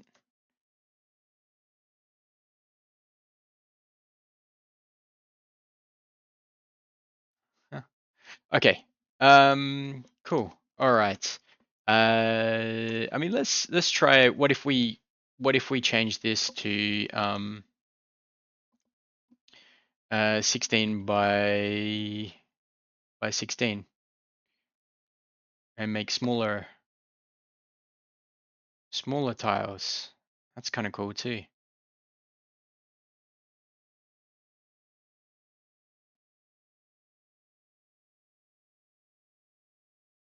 Yeah, nice. Okay. And then these kind of go forever. Interesting. Um, yeah, okay. And then yeah, what if we make them 4 by 4? They're gonna be tiny. Then it doesn't work because the border the border size is 2, so it'll end up being 4. Okay, let's turn it back to 36 by 36. Um, okay, let me just save. Whoops. And okay, so we've still got a bit to go, but we're making progress. Okay, uh, back after a break. So let's see if we can implement the mouse clicks. So we have it working. Actually, no. Before we do that, let's implement the spacebar to pause. So spacebar to pause. Then we'll look at mouse clicks. Okay, so space bar to pause should purely be turning on and off this running thing here.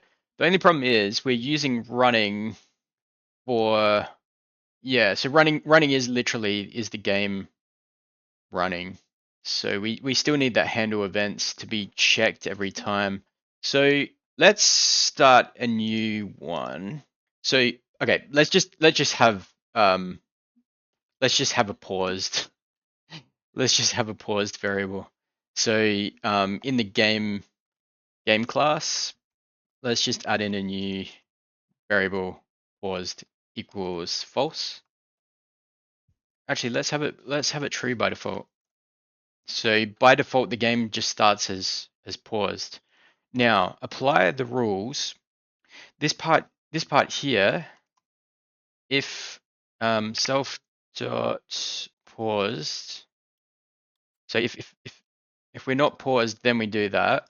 Otherwise, we run it. I know this is kind of backwards and kind of weird. Okay, so we need to handle events here. So we're already checking for if we quit. We also need to check for the key press. So if key press, let's go to the Pygame documentation key. Can we just find a specific one, or do we have to find everything? Okay, get pressed. Let's just get all the key presses here. So keys pressed equals Pygame key get pressed.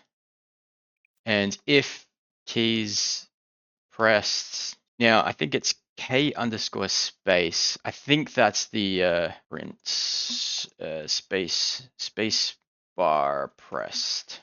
Right. So in here, I think we need to yeah, tell it where that constant is. Main py.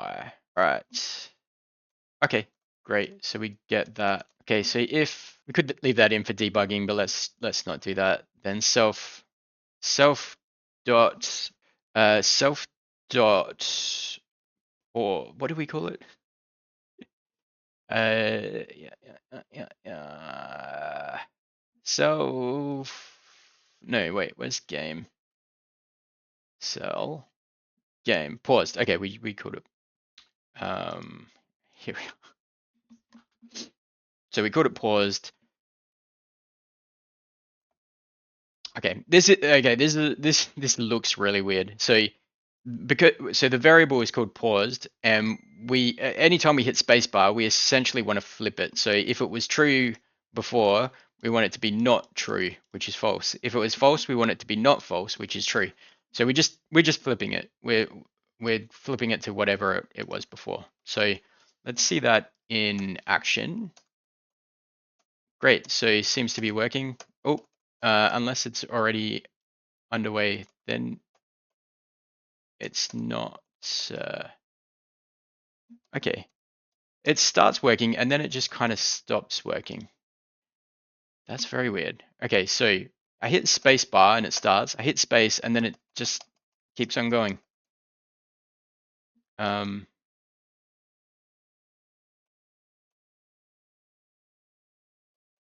Okay. Do I have something wrong with my logic here? Okay, let's add in the debug. So if debug, yeah, so let's just move that there. Debug tree. Okay, so space runs really slow with all the debug stuff. Anyway, I'm just spamming the spacebar right now, and let's see if anything shows up. It doesn't seem to be. Once it's going, it just doesn't seem to register the space. Yeah. All right. I'm gonna clean this up. Yeah, it's just super slow.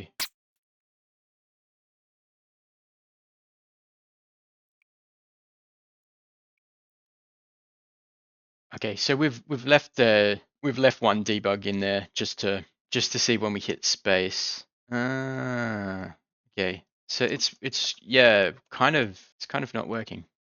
Maybe it's trying to do this too often because we see how much it shows up. I'm going to type this out really explicitly. So we're doing the full if statement. So if self-paused, so if that's true, then set it to false. Otherwise, set it to true. And it's still not really helping. I think maybe it grabs the key press. Maybe there needs to be a delay. The time that the spacebar is down, it's flipped it twice by then. See, I mean, here it's flipped it 3 times. Comes a skill tester just to try to stop it. Okay, Pygame docs. The Pygame.event queue gets Pygame key down and Pygame key up events when the keyboard buttons are pressed and released. This is better. This is better because right now we're getting keys pressed. So as the game keeps on looping, it sees like, oh, the spacebar is pressed. Okay, I'll flip it. Spacebar is pressed. I'll flip it. But what we really want is just the key down of like, okay, here's an event. The key has been pressed. Let's change it. That's better than seeing the key press. So where is key press? Key. What was it? Key down. Key. Get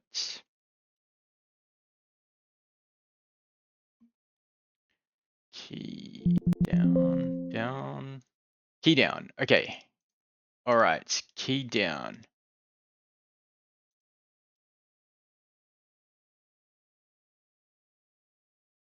Okay.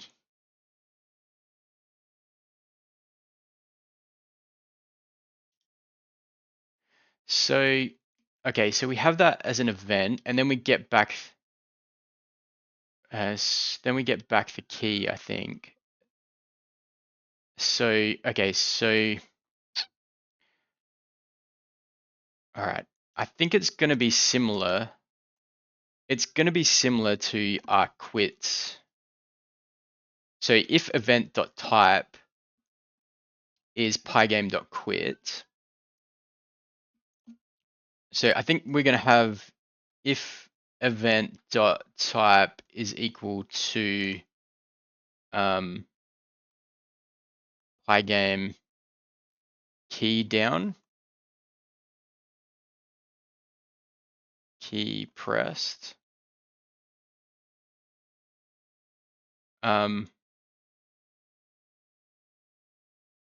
And then, I mean, what is that?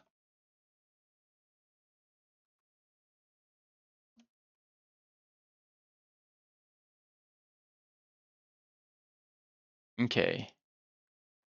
So key down.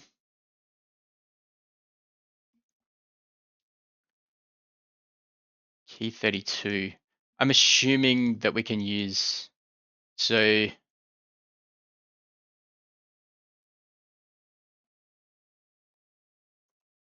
oops. So key down, and then if event key is equal to pygame space, is it spacebar or a space?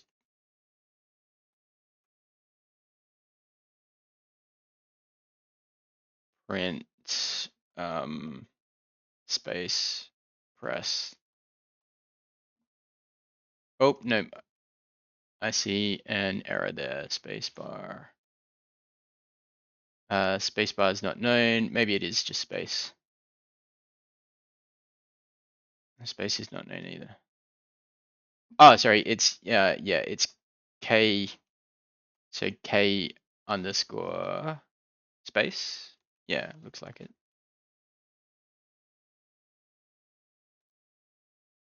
Okay, space pressed. Yep. Okay, we're getting it now. Okay, that's good. And let's now we can use that. So space pressed. Okay. All right. So now we can add our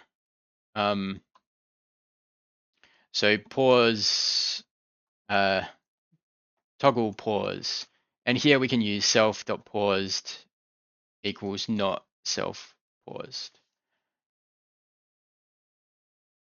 Okay, so that's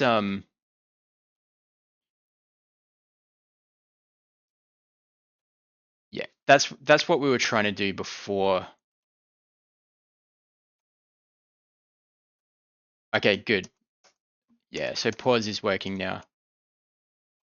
Great.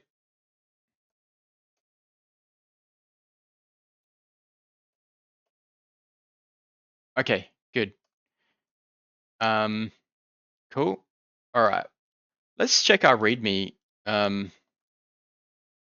What else were we trying to implement? So click the cells to change their state, C to clear the game, R for random start. So I think for these two, we're going to have to extract out our draw function a little bit, because I think we're just doing that on the initialization of the game class. So we might need to reinitialize it. But let's try that. Let's try a C for clear the game. So where do we draw this class game? Create cells. Okay, yeah, so here we create cells right at the start. And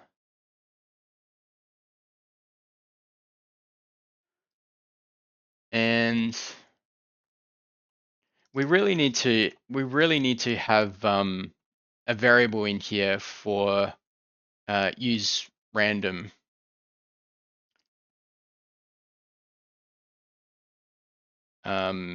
Equals false by default. Actually, you know what? Let's just leave that there. So we can do it here. So use random false. Okay, so if use random, then we'll do that.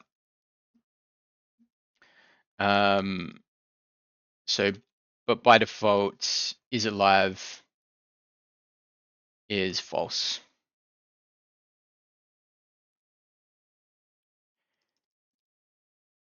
So now we're going to initialize the game. We're going to initialize the grid with them all being dead. Okay, so we've turned that off. But I mean, we could probably do this one first. So if we get an R pressed, then we'll redraw them all, but with a random start. So let's so in our update, in our handle events, let's check for the random, the R press. So if event key is equal to Pygame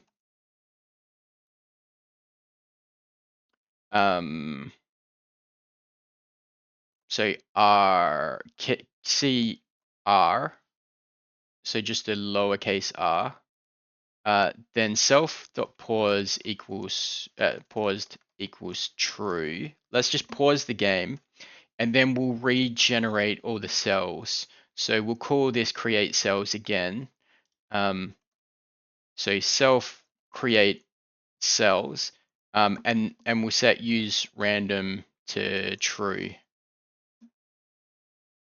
Whoops, that should be events. Okay, so we start off with everything dead. We hit R, and nothing happens. Okay. Okay. We're going to have to work out why that is. Yep, definitely nothing happens. Okay.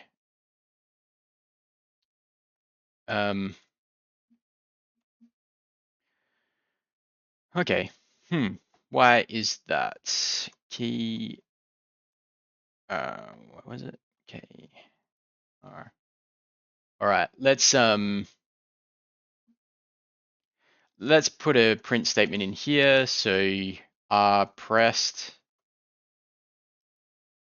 And let's go to the create create cells, and let's print this out as well. So print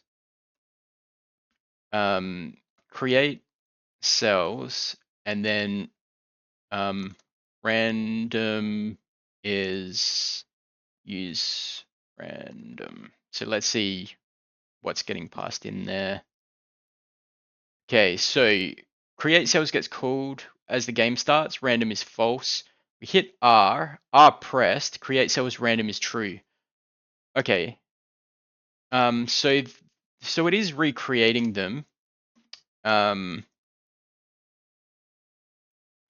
It is recreating them. But I guess it's just not.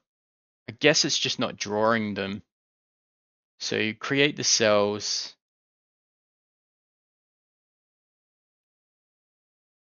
Oh, okay. Sorry. I think when we yeah, okay, sorry, we store it as a variable here. So if we call it again, we need to reset it. So self dot cells equals self dot create cells. This is a little bit confusing because we've got functions that return nothing and then um functions that do return something here. That's a mistake we've made before, or I've made before. Okay, so hit R. Okay, yeah. Okay, now it's working.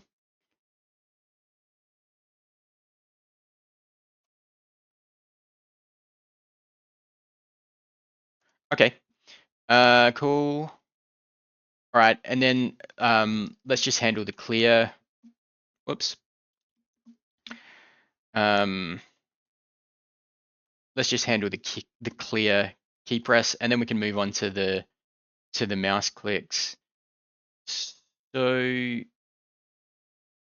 okay, let's just get rid of that debugging, and then if events key is equal to Pygame key C, self paused equals true, and self cells equals self create cells, and then use random. By default, it's false, but let's just be really clear and set it to false ourselves. All right, where was that other print statement? Let's just get rid of that. Okay, so hit R, we get a random one, hit C, we clear it, R, C, R, C, R, C, and then R, space, space. Okay, good. So our key presses are working fine. Yep. Let's now take a look at clicks.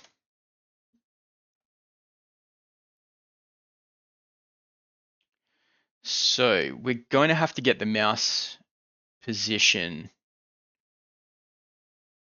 and I think this is going to be similar to a key down. So I'm guessing we'll have an event type where it's a mouse click. So let's see if we can find that somewhere. So event.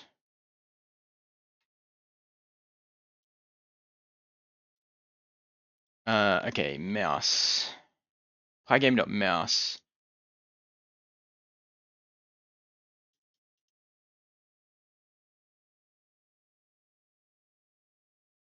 Um,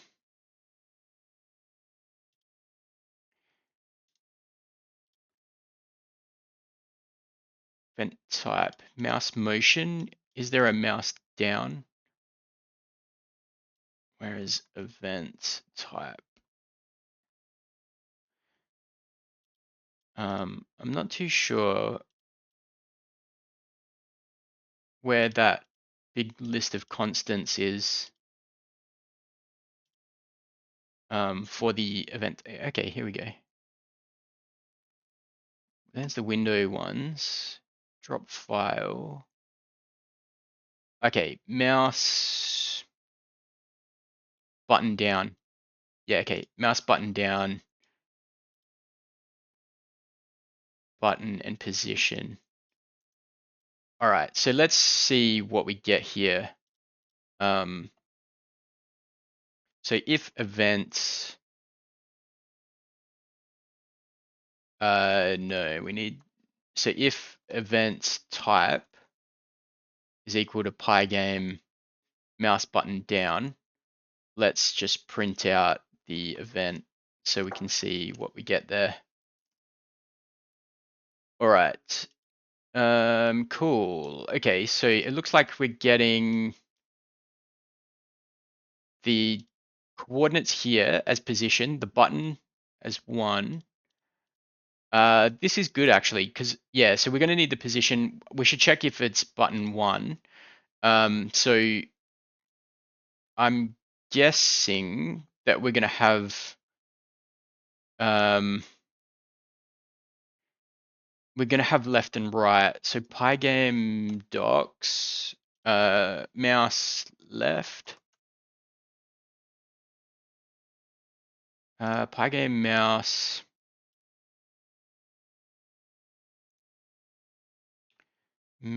wheel. So button 1, mouse button.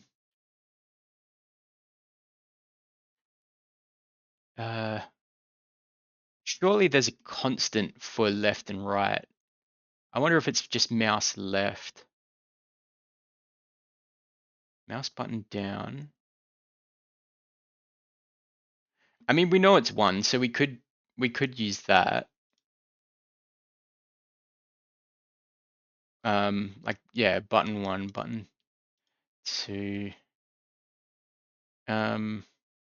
Okay, I'm gonna do a search. Is there mouse left? Mouse left. No.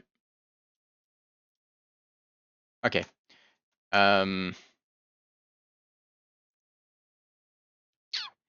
Okay. Looks like we've just got, yeah, 1 and 2. Um. All right. I mean, we can try. We can create our own constant. So button 1.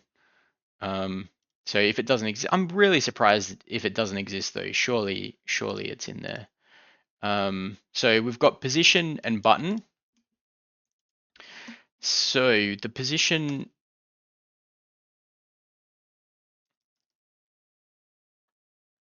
Okay, so if event dot button is equal to Pygame, let's just try mouse left.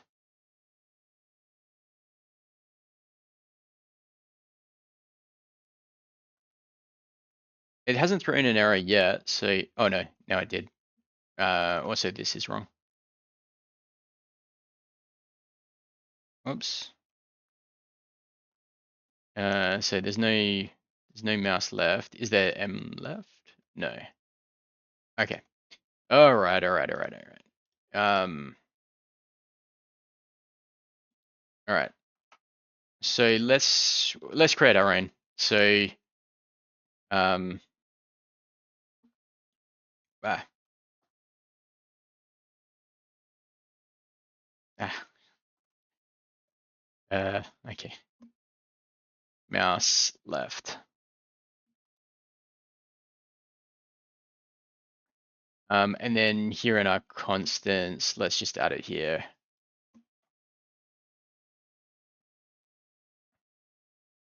Mouse left equals 1. And then okay, so I'll fix up this here.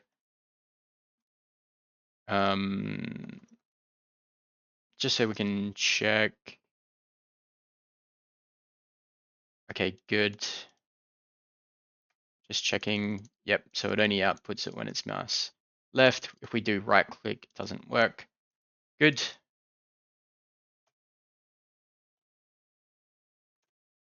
All right, so we can get rid of that. And now we can use the position to get the cell. So cell equals get, we'll create a new one. So So self get cell from coyor, let's just say pos, and then we'll pass in event pos, and then here we can say cell dot is alive equals true. So we can set it there. Now I'll get rid of that. Whoops, that's too much. Okay. All right. So get cell from position. We need to create that. Where should we do that? Let's just do it in here. So def get cell from pos. Take self and pos. And here, yeah. Here we're going to return cell. So let's, for now, let's just print out pos.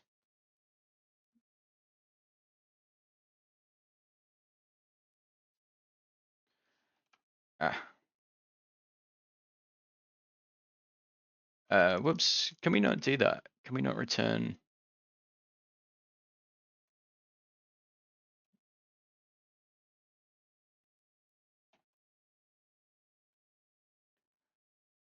Let's return. Oh, yeah, because I guess we're just not returning.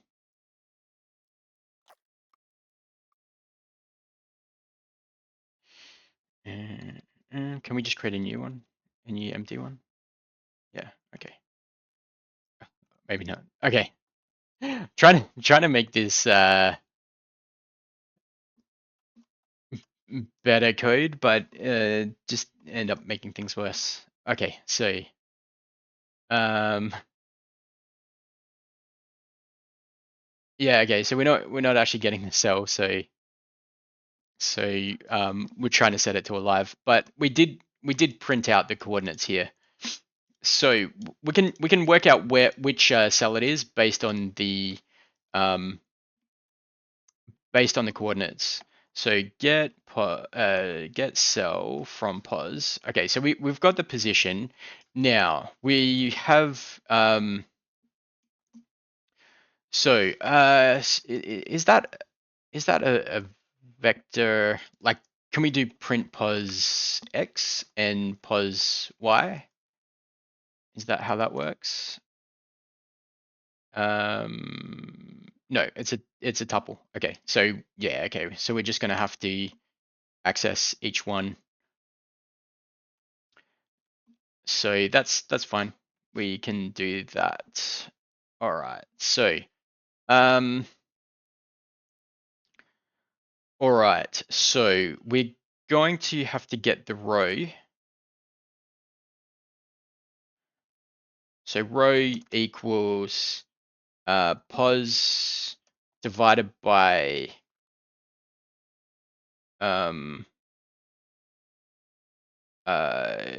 what do we have it? Cell, is it cell or tile? Tile height. So cell position divided by tile height, and column is pos divided by tile width. But this is going to be the 1, and this is going to be the 0, I think. I think. Let's we can debug this. So let's just try and print out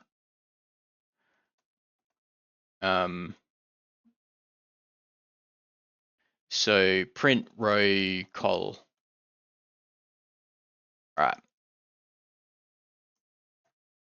Okay, so let's start off with just this one here. So 0, 0, that's right. So this one here should be 0, 1. 0, 1, okay, good. And then this one should be 1, 0. 1, 0. Okay, good. Right. So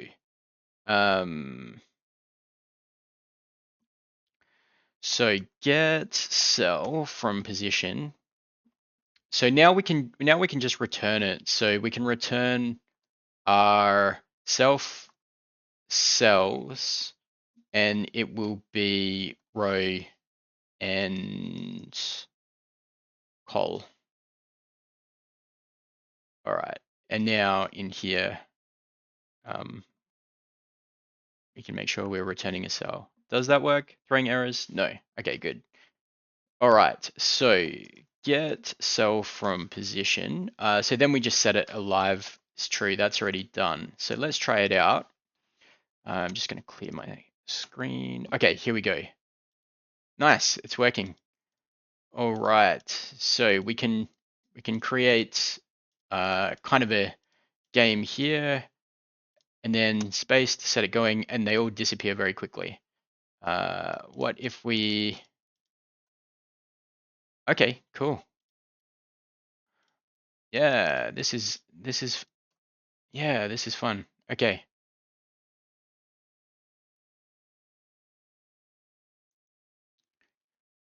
All right. So space, hit C to clear, do some mouse clicks here, do C to clear, some mouse clicks, C to clear. All right. So once we've set it to alive, we can't set it to dead again. So maybe we should also look, we should flip that rather than just always setting it to alive. Because then that gives us the ability to remove it. So get cell from pause. So cell is alive equals to um, not cell is alive. Okay, so that also gives us the benefit of if so. Okay, let's check it works. So alive, dead, good. That's working. Great. So if we start a random one, we can edit it a bit more as well. So if we want to do that, we can. Obviously, you can't hold down the mouse button and then drag it along. We could look at implementing that, but let's just keep them as clicks for now. Oops, I just hit R again to start a new random one. So yeah, space again, clear, R, clear. Okay, cool. So okay, so let's just see. So we hit R. If we're running, we can also do them live. It's not really going to do anything because I mean once you've actually yeah, we can modify stuff. That's cool. So you can kind of mess with it a little bit.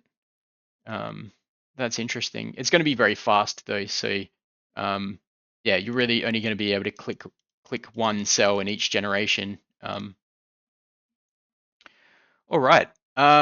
Let's review our README file. Have we covered everything? I think we might have.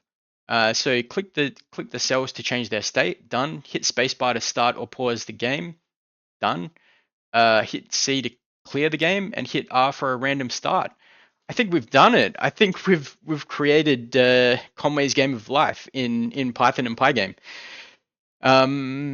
We did it. Yeah. So this was a long coding session. It's raw. It's real. There's a lot of pauses and thinking and mistakes. A lot of mistakes. So you can see that like this is coding, right? It's not all perfect. When you watch tutorials and everyone just streams through it and knows all the answers, that's not the reality. I mean, I've been doing this for over 10 years, and like I'm definitely not the world's best coder or anything, but it goes to show like there's a lot of missteps along the way. So don't get discouraged if you're watching a tutorial. Looks like people know all the answers. Most people have done a lot of research and do a lot of editing for those tutorials. So the reality is a lot more messy, and that's what I'm trying to do with this channel. I'm trying to keep things messy, keep things real, so that you can see what it's like and see the thought process. Okay, just some notes on this too, though. So if we were building something, we probably wouldn't just dive in and start coding like we did with this one. I think we'd probably plan it out a lot more, work out the data structures, think about the logic, think about the algorithms, and kind of then start coding. So it's not great practice to just dive in and start coding straight away. But it is also more fun. As long as you're realistic and know that there's going to be mistakes along the way, then yeah, that's the kind of reality of it. So I hope you enjoyed this. If you do, subscribe, like, leave a comment, and see you in the next video.